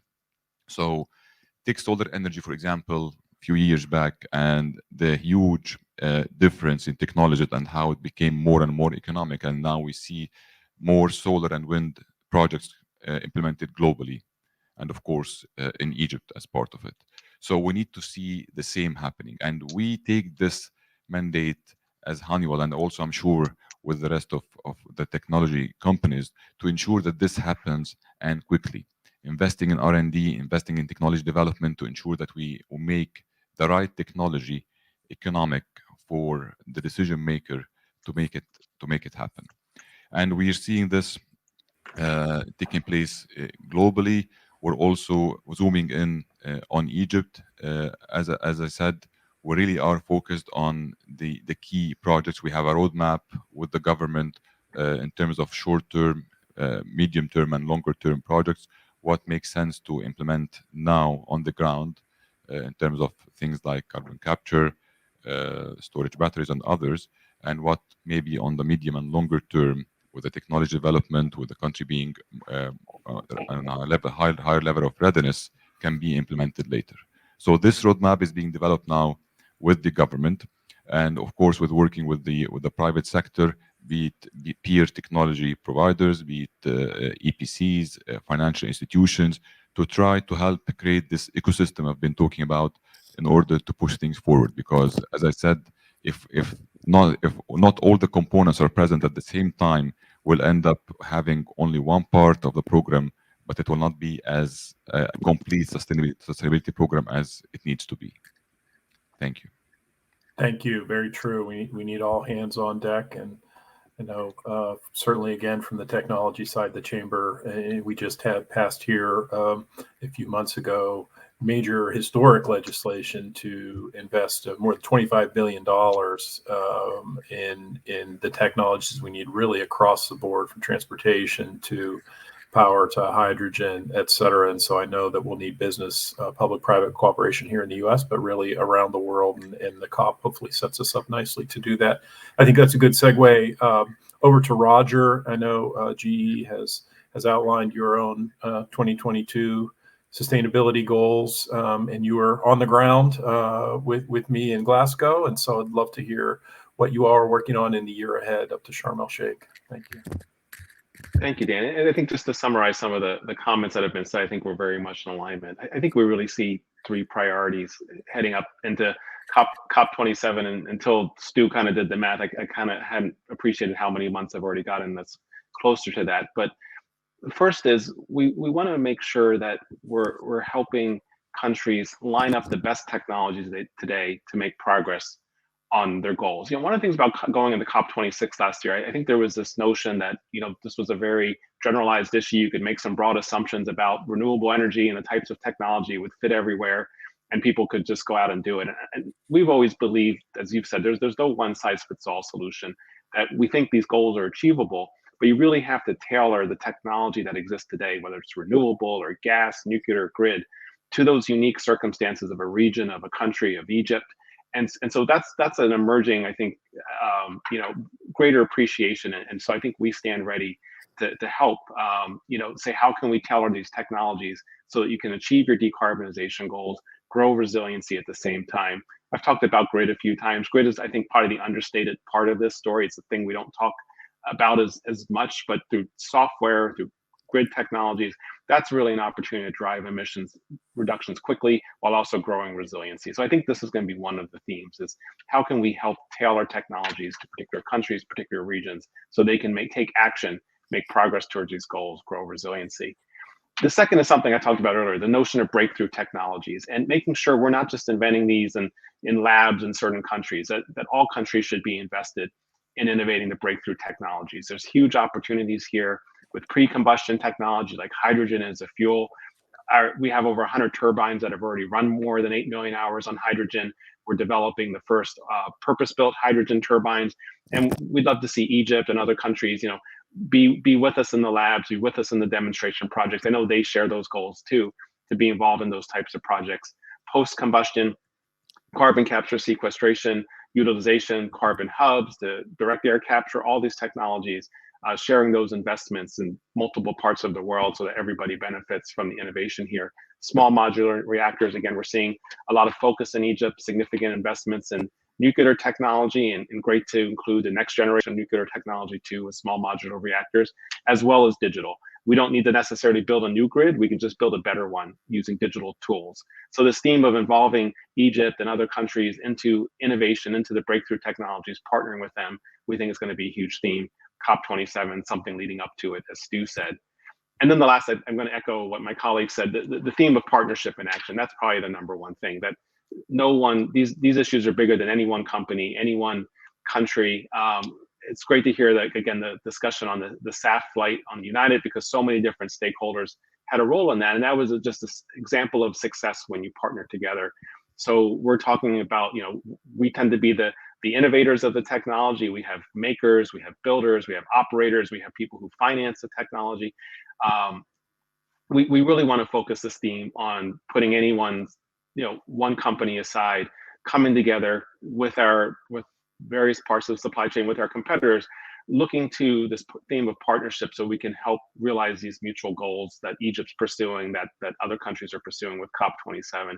So I think you're going to see a lot of that between Glasgow and COP27, this notion of partnership, coalitions and things like that to help kind of accelerate some of these outcomes. So I think that gives us a lot of reason to be optimistic, I think, in the time we have between now and COP27, and again, a lot of optimism for Egypt's opportunity to host it here. Thank you, Roger. Very good. I think we have about 5 minutes left, and maybe we can get one or two more questions in. And I always like to kind of ask, we've gone through a decent list from each of you of areas you're working on. I'm curious maybe what you're most excited about. If you could pick one thing to expand on, or maybe that you feel is a little bit underappreciated, or that 3-5 years from now, we're going to look back on and say that actually moved the needle and made a big difference. So just a specific project or a technology that holds promise in your portfolio. Let's go ahead and start with Khalid. Well, I'll take the advantage and I'll actually say two, not one, because if you allow me, so I'll start with what we call the eco-fining or the renewable fuel. I'm really excited about this one. As Roger highlighted, this is already now tested, implemented, and implementing it in Egypt is going to be a game changer in a lot of aspects for the country. And we really see how the country is taking it seriously. And the other thing, and the other one is really on the smart cities, how the smart sustainable cities and how the role it plays in the energy management. And we can see here what we were talking about before about legislative changes. So, for example, this is also tied to the economic reform program of Egypt and the subsidy cuts and so on. So, with that, you can see the emphasis that was put on the energy management and optimization, and how now it's being an integral part of smart sustainable cities.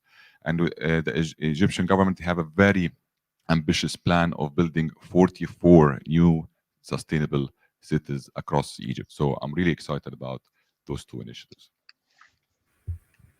Very interesting. Thank you. Let's go to Ambassador Jones. Ambassador, I'm not gonna lead the witness here, but I know you have some smart city work underway too. So maybe you want to talk about that.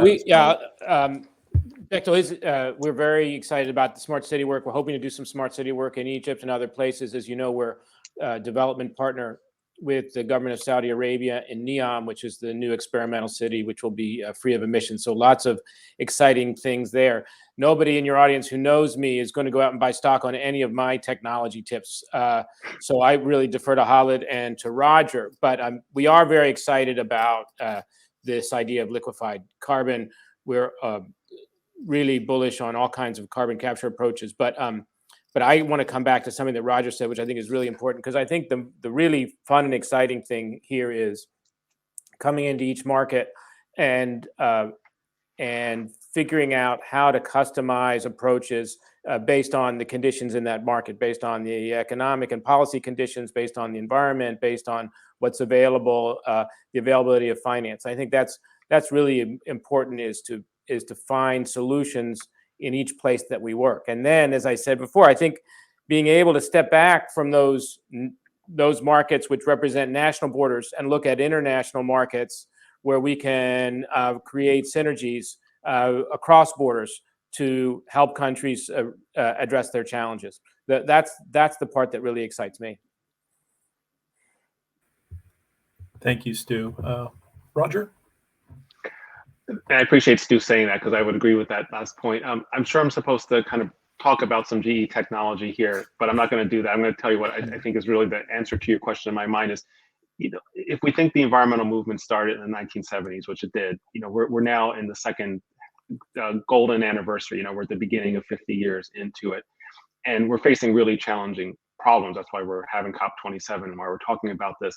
What I feel passionate about, what makes me feel optimistic, is if we look at this next 50 years, the momentum that companies are playing and coming to the table and being part of the solution, us working together to really be constructive. There's been important roles for companies to play in the past, and I don't discredit that, and GE's been part of that, as have many others. But they showed up in a huge force in COP26, and we're seeing this momentum towards action, towards coalition, towards partnership. I'm really optimistic and passionate that by working with all our stakeholders, NGOs, governments, investors, our customers, our employees, by coming to the table so strongly and so affirmatively, that's really what's going to unlock the progress here, everybody working together in this way. So that gives me a lot of optimism, and I appreciate the fact that already Egypt's been so generous in reaching out to companies to be part of this, to invite us to be part of it, because if we're working together, we're going to be more successful in these outcomes.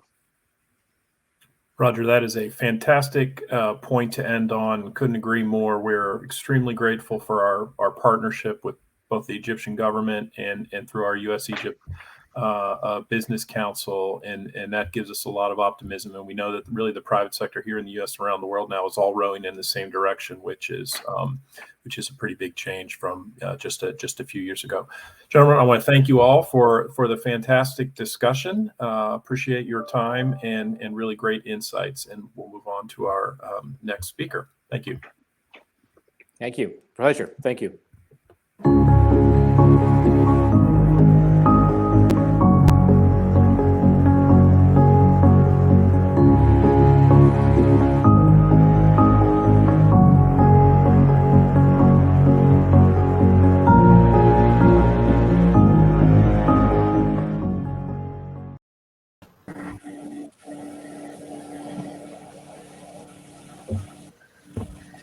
Ladies and gentlemen, good morning, good afternoon. First of all, I would like to introduce myself. My name is Hoda Mansour, and I'm the head of Business Process Intelligence for SAP in Southern Europe, Middle East, and Africa. I'm also on board. I'm also a member of the Board of Governors of AmCham. I would like to start first by thanking AmCham and the U.S. Chamber for holding this important event. It gives me a great pleasure to introduce my friend, Dr. Golestan Abbas Kamil Radwan, ICT Minister Advisor for Artificial Intelligence. Ms. Radwan is the advisor for the Minister of Artificial Intelligence at the Ministry of Communications and Information Technology.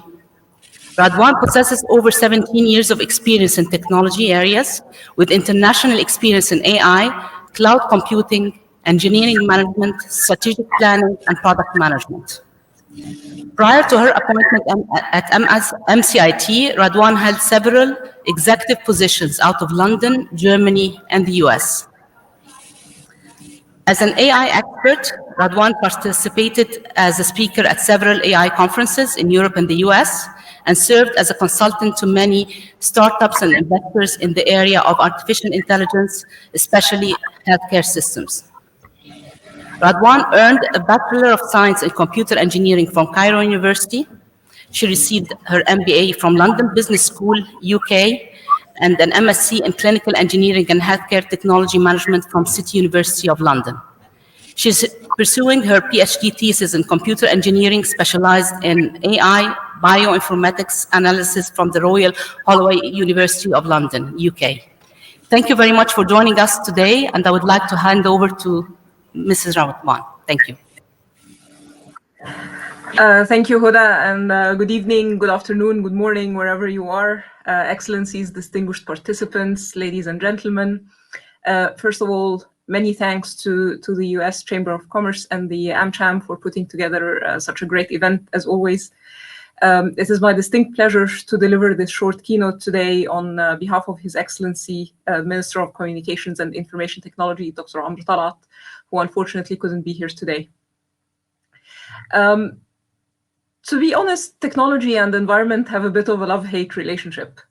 On the one hand, our sector is responsible for an increasingly high degree of environmental damage, from depletion of natural resources like rare earth elements and precious metals, to producing e-waste, to the high energy footprint of modern computing clusters such as those used to train AI models.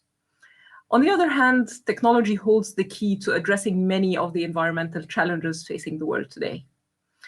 In Egypt, as you know, we have placed environment and climate change at the top of our development agenda, not only as hosts of COP27, but also as a country rich in diverse energy sources, a country affected by climate change, and also as a country looking to grow in a fast and sustainable way through modernizing its villages and transforming its urban communities into smart and sustainable cities. At MCIT, we're of course at the heart of Egypt's efforts on all these fronts, be it through the mitigation or the adaptation and resilience fronts. And in the next few minutes, I'll walk you through some of MCIT's current projects, but also I'd like to share with you some of our plans and ideas. And I'm very much looking forward to the conversation after that, so we can also start having a real discourse and seeing how we can partner on some of these challenges. So some of our existing efforts, let me start, for example, with the infrastructure side. So several studies have shown a comparison between, on the sustainability aspects, between copper-based technologies for networking infrastructure and fiber-based technologies, whether it's fiber to the home or even fiber to the cabin. And this was done both in terms of energy consumption and also CO2 emissions. And in almost every single scenario, it was shown that fiber-based technologies are far more energy efficient and far less polluted in terms of CO2 emissions. And in that vein, Egypt is currently working on expanding its fiber network coverage all over the country, in cities as well as villages within the context of the Decent Life Initiative, which covers almost 58% of the Egyptian population. MCIT promotes the sharing of mobile towers, of course, which are one of the ways in which you can reduce the need for physical sites by having more than one mobile network operator sharing the same tower, thereby reducing power consumption and CO2 emissions. We're working on using solar panels for telecom sites wherever possible along the transmission network of Telecom Egypt. That includes both the sites used for telecom infrastructure within the country, but also the data cables that carry data traffic through Egypt. On the e-waste management side, we're currently working on a joint project with the Swiss government to promote the sustainability and the sustainable recycling of e-waste in both government and the private sector, which also includes the enablement of startups and small businesses contributing to the space, and also capacity building, whether in the electronics manufacturing industry specifically, but also in academia, in universities and research institutes. MCIT is also working on establishing a dedicated center for the collection and recycling of used electronic devices. On the mitigation front, Egypt's digital transformation efforts, led by MCIT, have resulted in over 130 government services now being available online, thereby reducing the need for people to commute, thereby reducing carbon emissions, especially from remote areas to Cairo, just to get their government services that they need, as well as reducing the need for paper. The government is, of course, planning to transform into a completely digital and paperless mode of operation with the relocation to the new administrative capital. Emerging technologies such as AI are at the heart of the ministry's efforts to both mitigate and adapt to climate change and environmental challenges. On this front, we have launched a number of applications to guide farmers, for example, on the responsible use of water and other resources through applications like Hudhud, the Smart Farmers Assistant that we launched a couple of months ago in partnership with the Ministry of Agriculture, and Kinena, the online portal for agricultural communities. We're also working on several projects for underground water management with the ITU and the precise calculation of irrigation water needed based on crop types, stages of growth, weather forecasts, soil moisture, and many other factors, also in partnership with the Ministry of Agriculture. On the weather front, we're working with the Egyptian Meteorological Authority to predict and manage flash flood pathways and mitigate their effects through early warnings and other crisis management activities.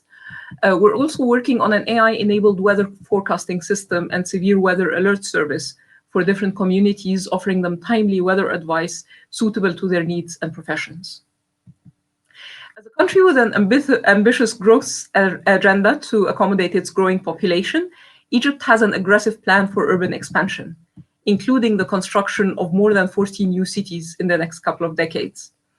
Recognizing that sustainable growth is only possible by respecting and protecting the environment, Egypt is embarking on developing a national strategy for smart and sustainable cities, which includes plans for equipping new cities with environment-friendly infrastructure and technologies, educating their citizens on being environmentally responsible, as well as gradually transforming older cities to greener and more sustainable models.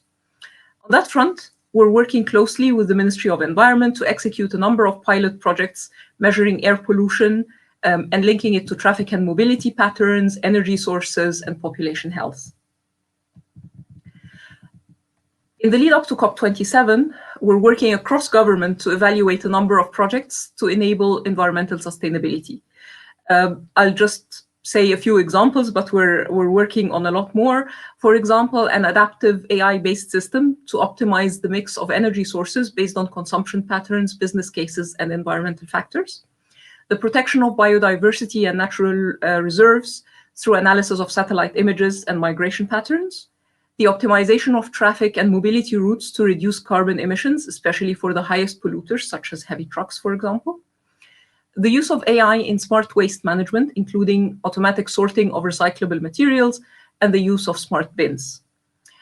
We're also evaluating the creation of a national adaptation plan, mapping climate change related risks and mitigation strategies enabled by technology to serve as a blueprint for other countries looking to evaluate their climate risk profiles.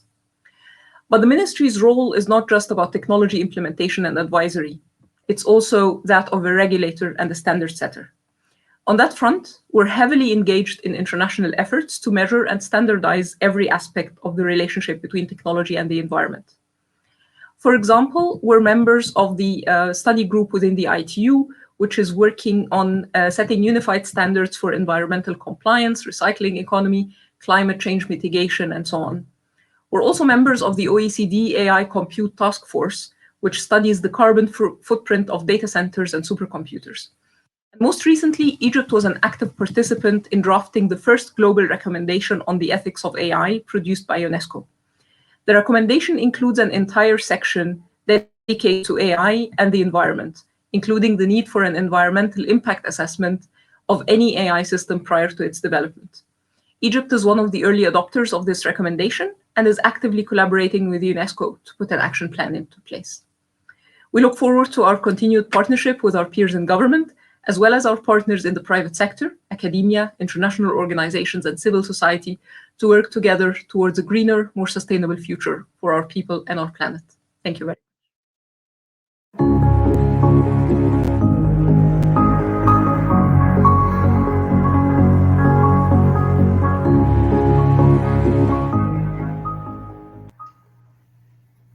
Well, thank you, Ms. Radwan. I have to say that Minister Talat is certainly in good hands with you as a senior advisor there, sharing your expertise on artificial intelligence. And thank you for walking us through some of the existing projects that Egypt has undertaken, as well as some of the planned and future investments to utilize emerging technologies like artificial intelligence.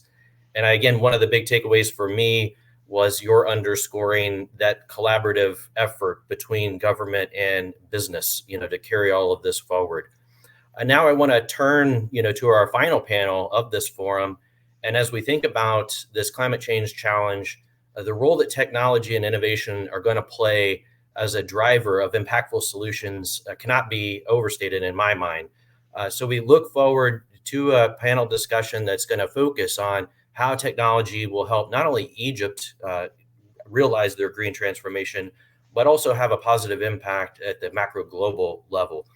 And sharing their expertise in this conversation, I'm joined by Lloyd Treinish, Distinguished Engineer and Chief Scientist for Environmental Modeling, Climate, Weather, and Deep Thunder at IBM, and Louise Koch, Global Social Impact Director at Dell Technologies. And I want to welcome both of you to the conversation today. And in order to make most use of our time, I want to dive right into this. And Louise, I want to come to you first. And as a global technology company, if you can share with us, what is Dell doing to reduce carbon emissions within your operations and your products? Thank you. Thank you, Steve. And I must say first, I was so impressed by this introduction also by Mrs. Radwan and hearing about those very innovative and progressive programs from the Egyptian government. So well done. And we are pleased also to be a partner in some of those collaborations.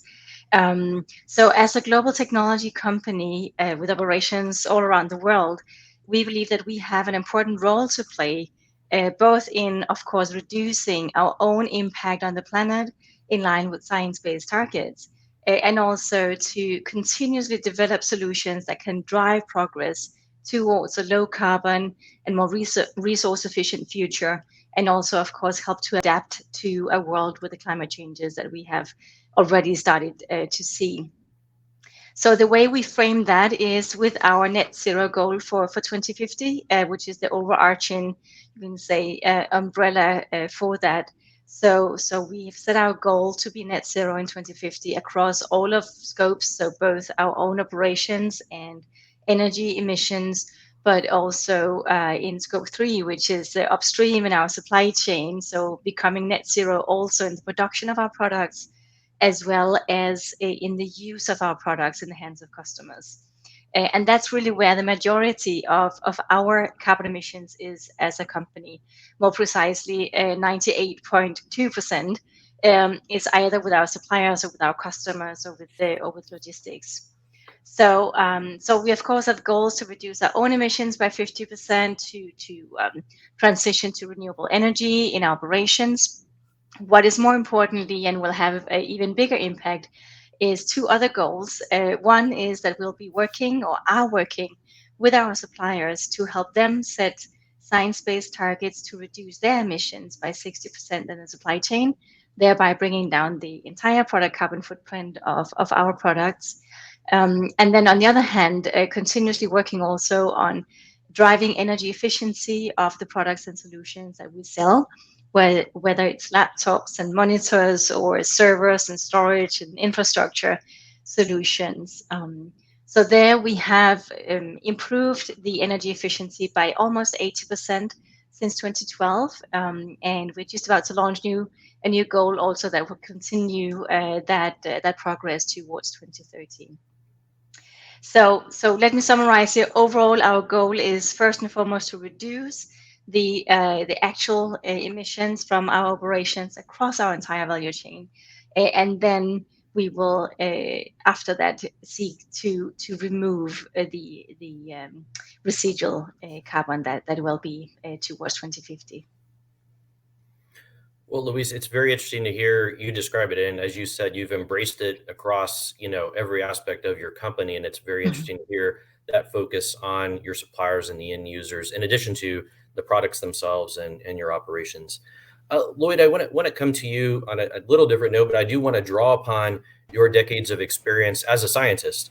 And I'd really love to understand from you how research like simulation is helping to evaluate the effectiveness of choices in agriculture, energy, water practices, when including those trade-offs under different climate scenarios. And specifically, how can science help us all make better choices, particularly policymakers, with regard to improving sustainability and resilience to the hazards that are caused by climate change? Well, thank you for the question. Let me also acknowledge the diversity of activities that we heard about in Egypt, recognizing the many challenges they have for adaptation, both from a sustainability, and a resilience perspective.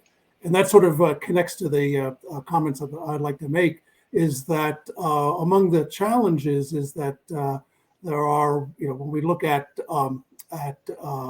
climate science, there's a perspective of feedbacks between these different choices.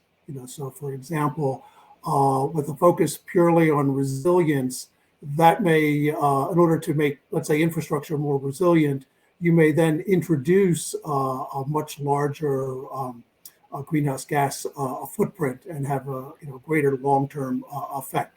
And conversely, strategies that might focus purely on greenhouse gas emissions, may not adequately address resilience against hazards that are increasing because of climate change.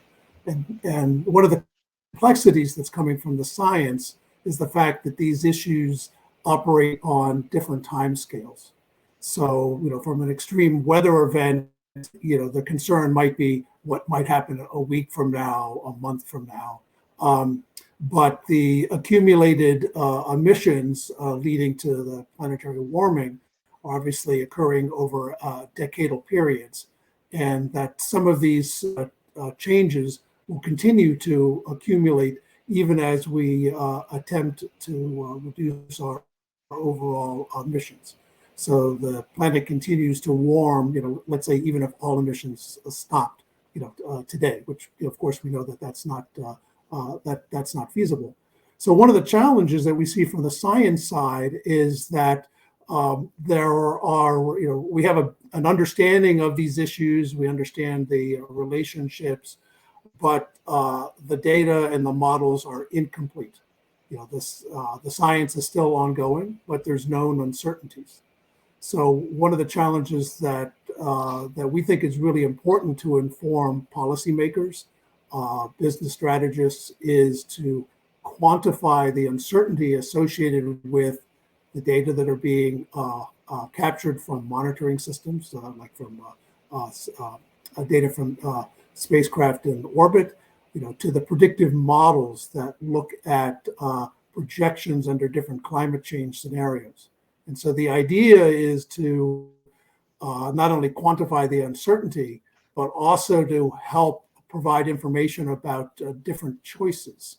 So for example, there may be different choices of adaptation strategies that have different impacts on resilience, versus greenhouse gas emissions. So when I think about some of the comments in the introductory remarks, let's say around city planning.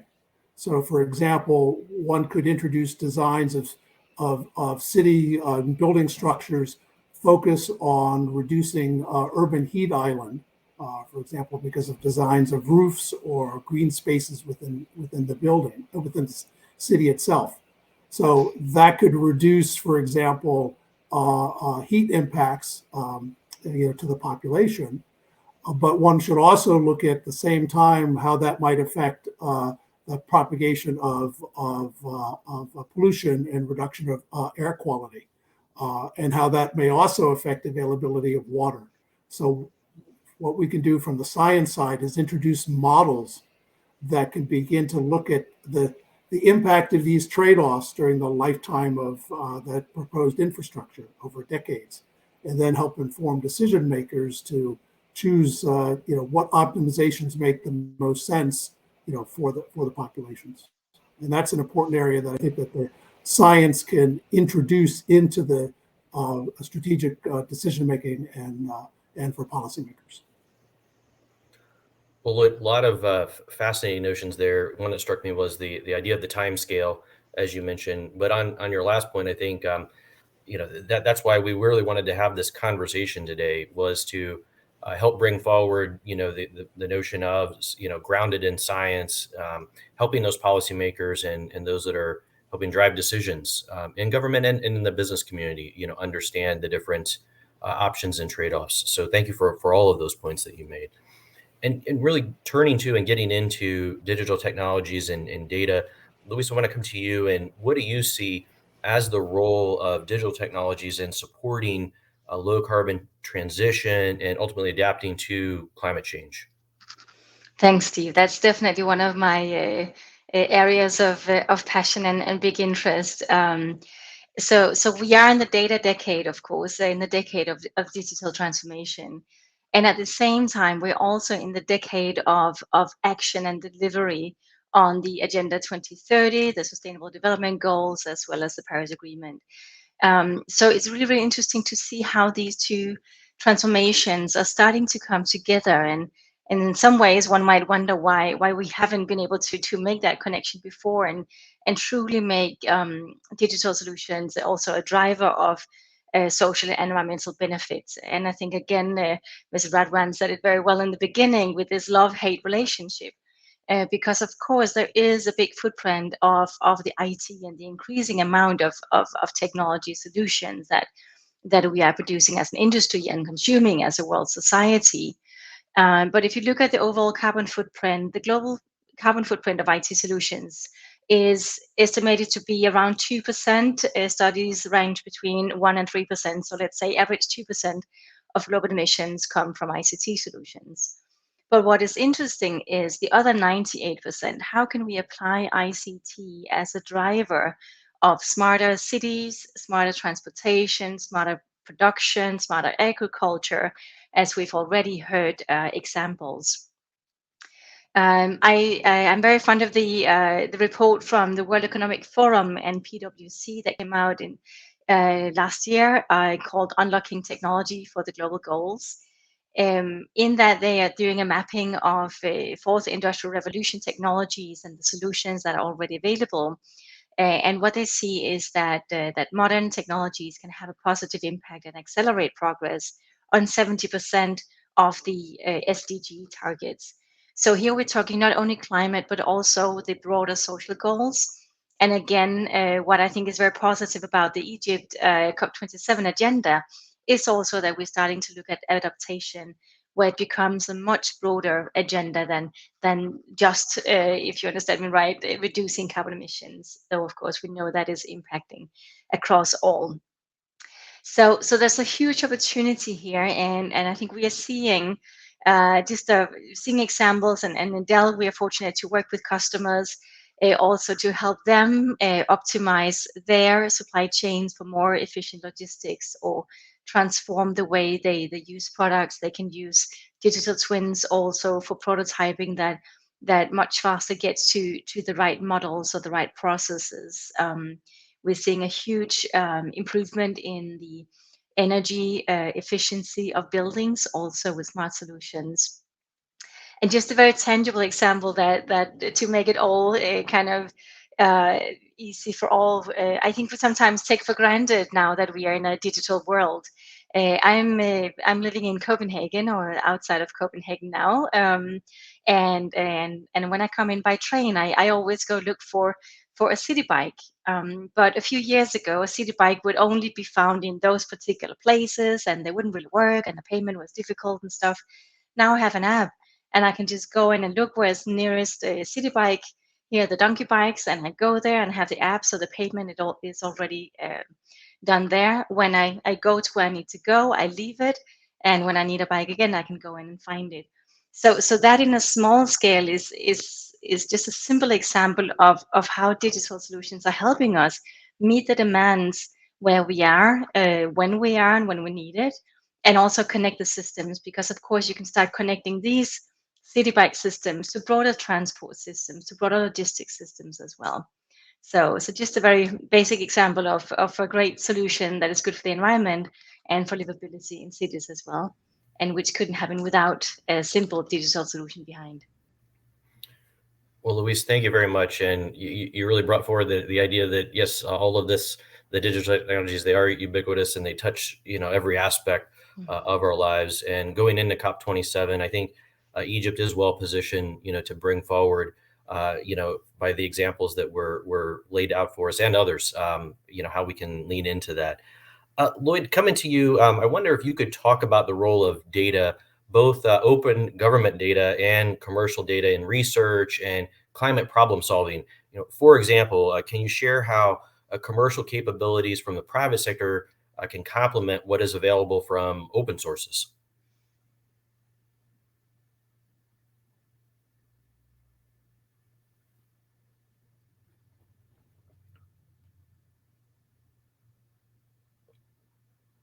Lloyd, I think you may be frozen. There we go. Just as some background, although I've been at IBM for many years prior to that, okay. All right, things look okay. All right. Your question is well put for this period of time, because things have changed significantly over the last decade. Although I've been at IBM for quite a long time. Prior to that, I worked at a NASA research center whose focus was on collecting and disseminating data from, especially from spacecraft, to the scientific community, and making data open. And what we've seen sort of traditionally from government agencies, particularly from the EU governments and the US, is collecting and disseminating lots of data, particularly not just data from spacecraft, but data from models and data from ground sources, and on the scientific side, and then associated like socioeconomic and other types of data. And that's continued to expand from those agencies, and with a lot of effort by those governments to further the availability and ease of use of those data. But what we've seen over the last decade is an emerging trend of private companies also doing collection, and particularly from orbit. So this is a trend that extended from private communications companies having spacecraft in orbit, and then more recently in space transportation systems for launching both manned and unmanned spacecraft. And there are now private companies that operate their own small spacecraft in low Earth orbit. They're so-called CubeSats because they're literally about this size or elements of that size. And they're used to take images of the Earth, both optical and infrared and radar-based systems. And these data are complementary to what's openly available. So, and then there's also private companies that analyze those data. They create predictive models. So IBM's also in that business. So some of that may be around weather prediction or hazard prediction or things of that nature. And then it kind of connects to public-private partnerships, because ultimately these systems, particularly on the predictive side, rely on private data to create custom services, but also ingest public data in a way that's makes it much more consumable, compared to the data that, as they're usually made available from government agencies, are consumable by scientists, but not necessarily by specialists in other areas, the public or decision makers. So the private sector can also help bridge those gaps between the interpretation of such data or creation of predictive models that are specifically designed for certain, industrial sectors that have, different needs for decision making. So thinking about water authorities versus electric utilities versus airlines, for example, consuming the same kind of information but with different emphasis given the nature of their businesses. So we see this as a way of bridging gaps, but it's a natural partnering as well, because these data sets are now becoming quite comprehensive, but very complementary to government investment. Well, Lloyd, it's very interesting. We've heard a lot over the course of this conference and at the Chamber just in general about the prioritization and the importance of that type of collaboration between the public and private sector. And that is just another really critical example of where that has to continue and grow even more robust. So thank you for that.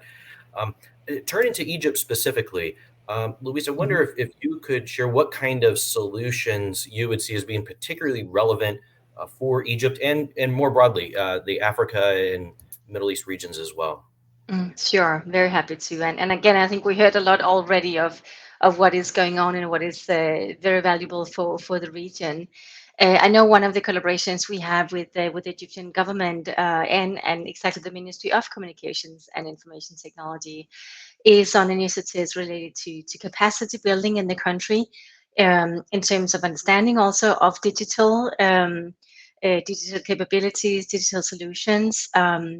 Also potentially collaborating with the Egyptian Applied Innovation Center also to explore and promote some of those emerging technologies like AI in analyzing and solving some of those national challenges, especially around food and agriculture. So in a region, in a country like Egypt that is is so diverse in the nature, in population as well, with small scale farmers as well developed agriculture or large scale agriculture. I think that is one of the sectors where digital solutions can for sure have a huge impact in terms of enabling small scale farmers. Also, as we heard from Lloyd, with dynamic weather updates and data to know when best to sow or to harvest or to manage the land they have. But it could also be larger scale investments of farming with vertical farming or greenhouses in completely controlled environments. We're working with an entrepreneur called Aero Farms, building vertical farms, which obviously, with the abundance of renewable energy in Egypt, could be run by green energy. But having farms in a closed environment where you can recover all the water and do precise drip irrigation. So imagine almost an IKEA warehouse, but growing crops there on the shelves. And what they see is that they can actually increase the output of up to 390% per hectare, and at the same time reduce the water consumption by 95%. So I believe there's a huge opportunity here to look at how do we feed a growing population, even when facing the climate changes that we know are going to push the limits even more of who can grow and eat and who cannot. So that is definitely some of those solutions to scale up. And then I would say in addition to that. I would also look at the grid transformation. Obviously, the transition to green renewable energy is one of the key drivers for a decarbonization.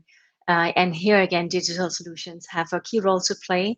Also in the transition phase, where there needs to be an integration of the two forms, where you can again predict where will you have the highest production of wind energy or solar energy and bring that into the mix. Or again, shift production and consumption to where it is needed. So again, agriculture, smart agriculture, grid modernization, and also, as was mentioned, developing smart cities, livable cities, and resilient cities also with smart climate adaptation solutions. Well, Luis, a lot of great examples there, really building on Ms. Radwan's comments earlier. And some of the numbers you were mentioning there specifically in the food and agriculture, I mean, really staggering. Some of the gains made really impressive, and obviously the grid being incredibly important. Lloyd, coming to you, sticking with a focus on Egypt, I do want to ask you about the executive summary of Egypt's National Climate Change Strategy 2050, which defines several national goals to the nation's adaptation strategies. In particular, it outlines key objectives and performance indicators. Related to this, the specific actions for either mitigation or improving resilience are discussed in the Egyptian government's intended nationally determined contributions toward achieving the objectives of the UN's Framework Convention on Climate Change. These narratives lead to several questions as enhanced data, tools, and research we know are needed to effectively carry out these strategies. So Lloyd, if you could help us understand what data would be needed by Egypt to do all of this. Yeah, so my connection to the site dropped, so I only caught up part of the question. So if you don't mind repeating. Of course, sorry of course. about that. I was noting that the executive summary of Egypt's National Climate Change Strategy 2050 defines several of the national goals connected to the nation's adaptation strategies. And in particular, it outlines key objectives and performance indicators.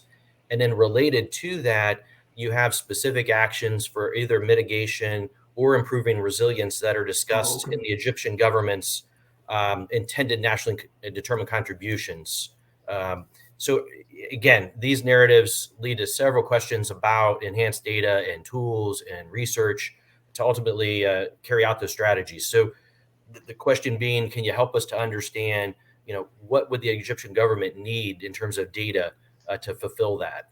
Okay, yeah. So there's a couple of elements here. One is if we think about some of the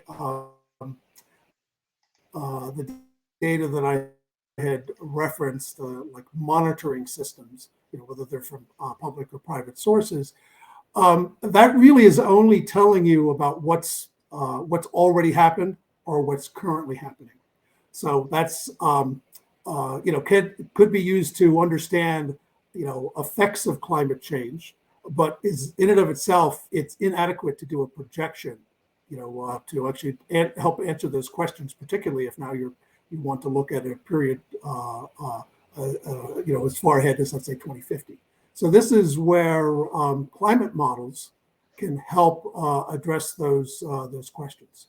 But one of the challenges is that the global climate models that are used in many of the assessments are quite coarse. They don't have the necessary detail at the scale of a national government or regional governments would need. And so I certainly know of academic studies that have come from Egyptian research institutes, both academic and government, that are beginning to explore some of these questions.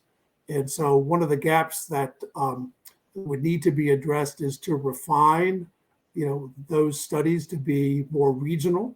So in other words, to match the scale of what a decision maker needs to understand with the available data. So example questions might be, there are very rare but extreme precipitation events, for example, in the Sinai Peninsula over the last few years. Is that connected to climate change? If it is, what will such events lead to additional potential flash flooding in the region? How does those effects in that region vary when we look at, let's say, the upper part of Egypt as well? And that kind of information that is an adaptation, are not, can't be derived directly from the types of models that are openly available.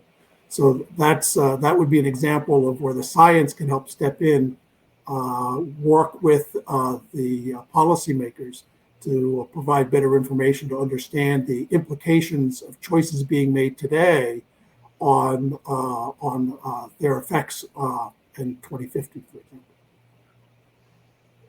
Thank you very much for that, Lloyd. In the very short time we have left, we'll call this a speed round. If when you look at COP27, if there was one thing that you would want to focus on, with respect to technology, one thing that you'd want to prioritize, going into that, one piece of advice you'd want to impart on, the government officials will be pulling this together, hopefully in close collaboration with the private sector. What would that one thing be? Louise, first to you, and then Lloyd. For me, it would really be enabling collaborative innovation, partnerships across sectors with the right enabling factors to drive innovation from technology companies, with financing from investors, with also civil society and academia, of course, being involved in defining what are the challenges we need to solve and what would the right solutions look like. So frameworks that really enable collaborative innovation at scale. To adapt to climate changes and continue mitigation, of course. That would be my biggest wish for COP27. Well, Louise, thank you very much. And I think you picked up on one of the major themes of day one, which was implementation. The Egyptian foreign minister and president designate for COP27 spoke several times to implementation. So enabling implementation, kind of all from the same mindset. So thank you for that. Lloyd, same question to you. If there was one thing that you would encourage organizers to focus on with respect to technology, what would that be?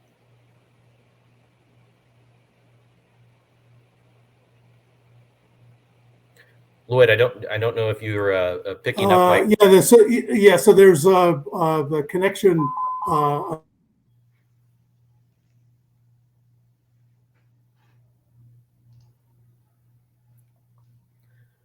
We'll pause just for a second to see if we get Lloyd's feed going here. And while we're looking at that, I do want to thank on behalf of the U.S. Chamber and our partners at AmCham Egypt, both Luis from Dell Technologies and Lloyd from IBM for being with us today. Very important conversation, and I think will be central, to all the things that collectively we're working on, both as the private sector and with our friends in government going forward on this important challenge and opportunity. Lloyd, we're going to have to come back to you. We'll revisit you. Oh, there you are. I think it's. I'm not sure what what the story is, so no I apologize worries if it's at my end.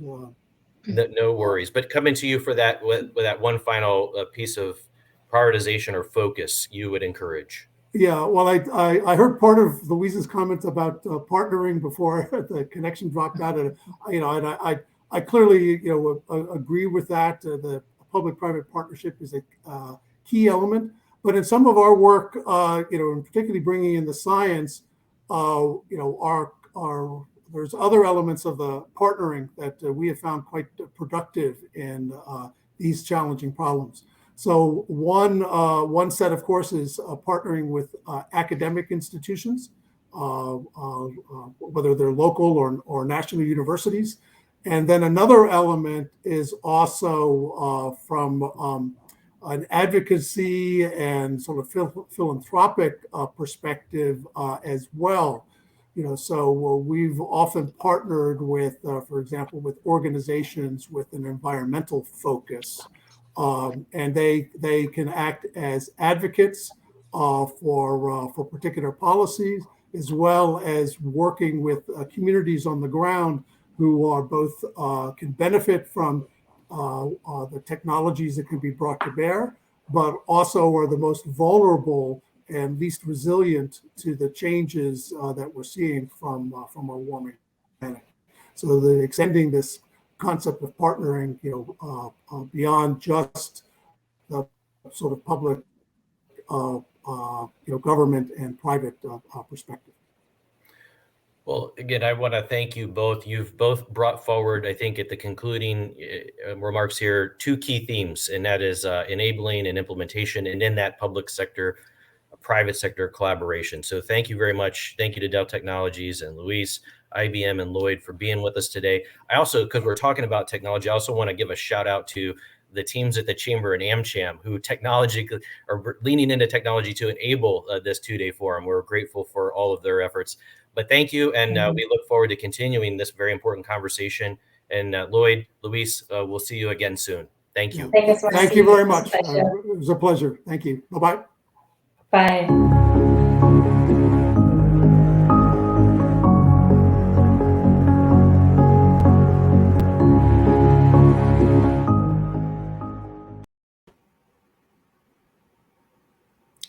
Good afternoon. Good morning. We've just reached the final stage of this important conference, which is a first milestone on the US and Egypt's road to COP27. And I want to take a couple minutes to draw some initial conclusions and also invite everyone to keep working with us through the US Chamber of Commerce, through our sister organization in Egypt, American Chamber of Commerce there, and any other vehicles to engage with policymakers and corporate executives. We've listened to policymakers, we've listened to business leaders, and what's become very clear is that climate adaptation and climate mitigation, climate policies require a whole of the government approach. This is not something that one department can handle.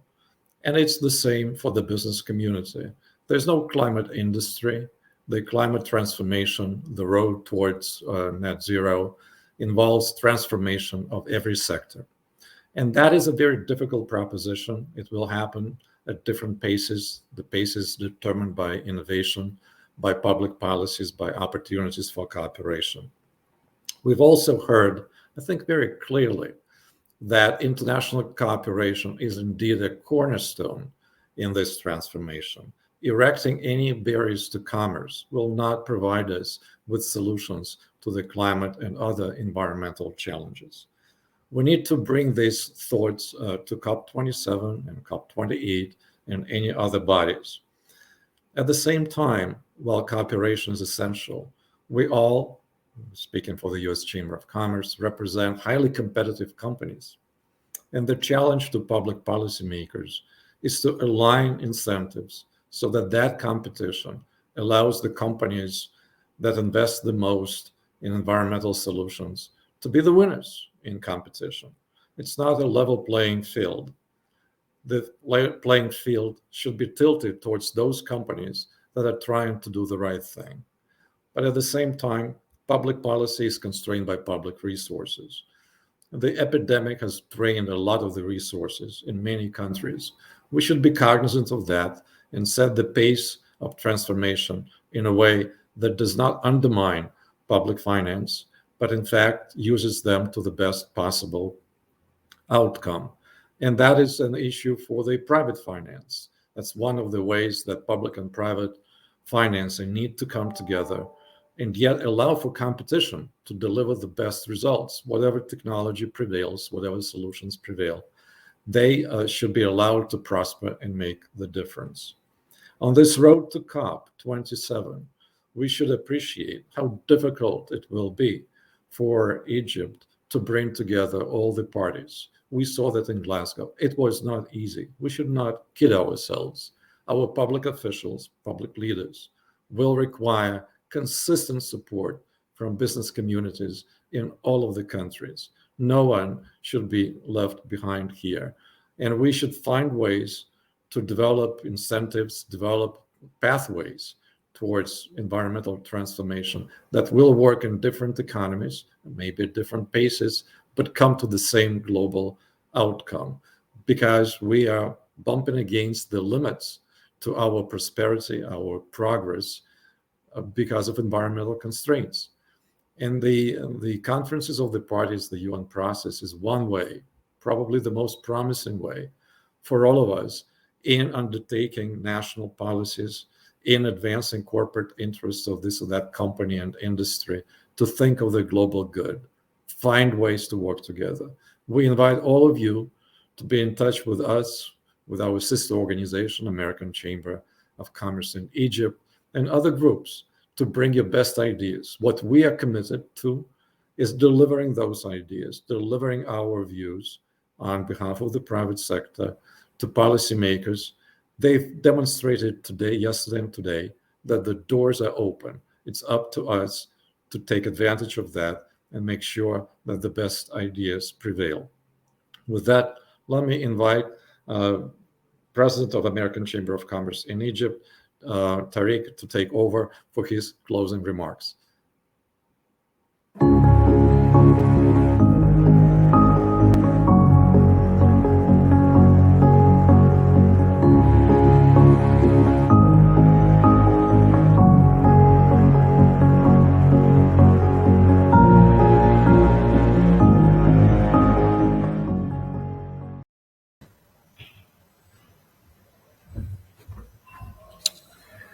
Well, in conclusion and to wrap up, I believe that over the last couple of days, I think it has been demonstrated that Egypt is taking serious steps and demonstrated its ability to deliver with actionable initiatives, both on the policy reform aspect and commitment to investments, notably in fields that cover the whole economy: energy, renewables, power generation, wastewater treatment, irrigation reform, agriculture, modern agriculture, water desalination, roads, bridges, ports, let alone, also having the dimension of social inclusion with several mega projects, notably a Decent Life initiative that is revamping close to 4,000 villages and have the betterment of life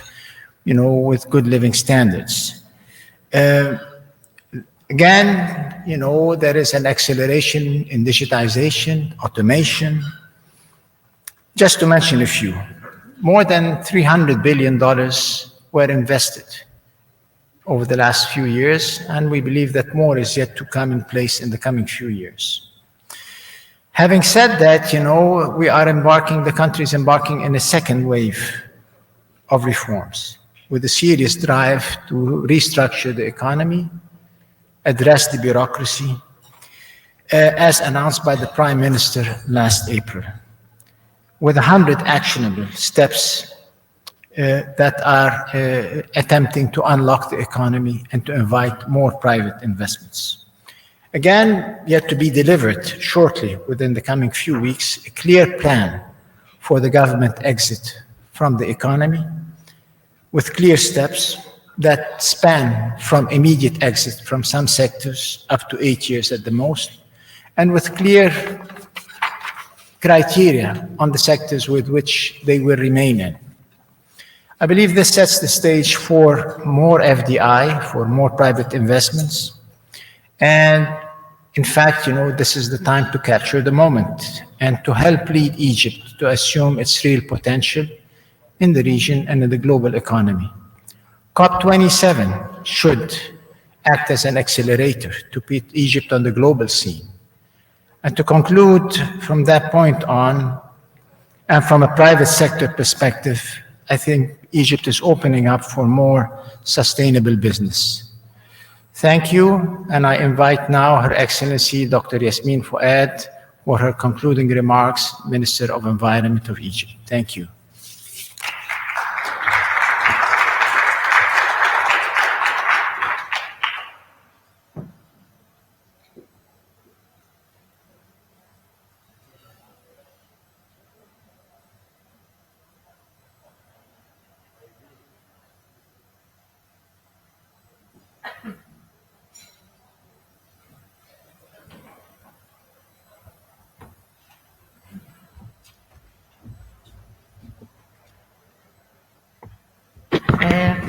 Good evening for those who are with us here in the room, and good afternoon for those who are joining online. Actually, I would like to start by expressing our thanks and appreciation to the AmSham and to Mr. Tariq Tawfi and his team, Sylvia, and everyone who has made this possible. I know how hard it is to bring all those participants in the room in the middle of a very critical time of the COVID. But also I'm here today in my capacity as the Egyptian Minister of Environment and COP27 Envoy and Ministerial Coordinator to express our commitment to the US-Egypt partnership in our road to COP27 to Sharm el-Sheikh. Although it's a very short time that we will be just upon the slip of our eye, we would find ourselves in Sharm el-Sheikh. But we rely on all of you. We as partners from the government, from the private sector, from the academia, from those even who are overseas miles and miles away, can make it to COP27 with raising our ambition. Raising the ambition for fulfillment of a safer, greener, and balanced future for our future generations, for our children and grandchildren. In that respect, and after listening, and my team was here over the 2 days, listening to the discussions in each of those sectors, we were trying to listen on where are the opportunities, where are the bottlenecks? Because in my previous presentation yesterday, I mentioned that we would like to go into a partnership that's ambitious, but realistic and implementable and doable. We don't want to go into a partnership of a trial and error because simply we cannot afford this and the world cannot afford this. From that perspective, I'd like to propose the following as the way forward in our partnership with the US and in our partnership with the AmSham, which we value as our dear partner here on the road to COP27. First, I would like to, from the stories we've heard yesterday, to propose showcasing the private sector investment in Egypt in the fight against climate change. When we're talking about the energy, the oil and gas sector, renewables, the waste, even the ideas of those I've met yesterday on the startup and the entrepreneurs, These are things that I believe is very important to show to the world together, that we have a history that we've started. We have a future and a past that's green, and we would like to continue and resume on that. Secondly, after mentioning the investment opportunities and where we would like to go with the areas of mitigation and adaptation, a just transition in energy is a very good start, bringing all those success stories, but raising the bar and looking forward on how also to invest in technology, in adapting to climate change through the private sector investment in water, in agriculture, and in power desalination. These could be, within our perspective, bankable projects, and including the banking sector here in Egypt would be of a great added value. Thirdly, we would like also to see from those companies that has showcased, that are being collected through the AmChamp here, how can they show that in the COP27? What kind of technologies that we would like to bring? Just a few hours ago, we were with the Prime Minister discussing Sharm el-Sheikh as a green city with different components on waste, on renewable energy, on a city that's free of plastic bags, on a whole total new enabling environment, enabling the youth. But much more important, with my dear colleague, Dr. Khaled El-Anani, announcing the first ever green tourism strategy in Egypt, where we're working with the tourism sector, a sector that is extremely important. With all that in place, I believe that three things: showcasing our success story, raising the bar and raising ambition in energy, in water, and in agriculture, going to Sharm el-Sheikh in the innovation hub and showing what can the US and Egypt partnership show to the world and to our region. Once again, our thanks and appreciation to Tariq Tawfiq and to Sylvia and all the team who had worked to make this hard, and much appreciation to my dear colleague, Dr. Karim Morsi, who's my advisor on the private sector, for making this happen. I know you've been investing a lot on that, and even the team back in my office. And we promise you that together we will be going for implementation to a successful COP27 in Sharm el-Sheikh. Thank you.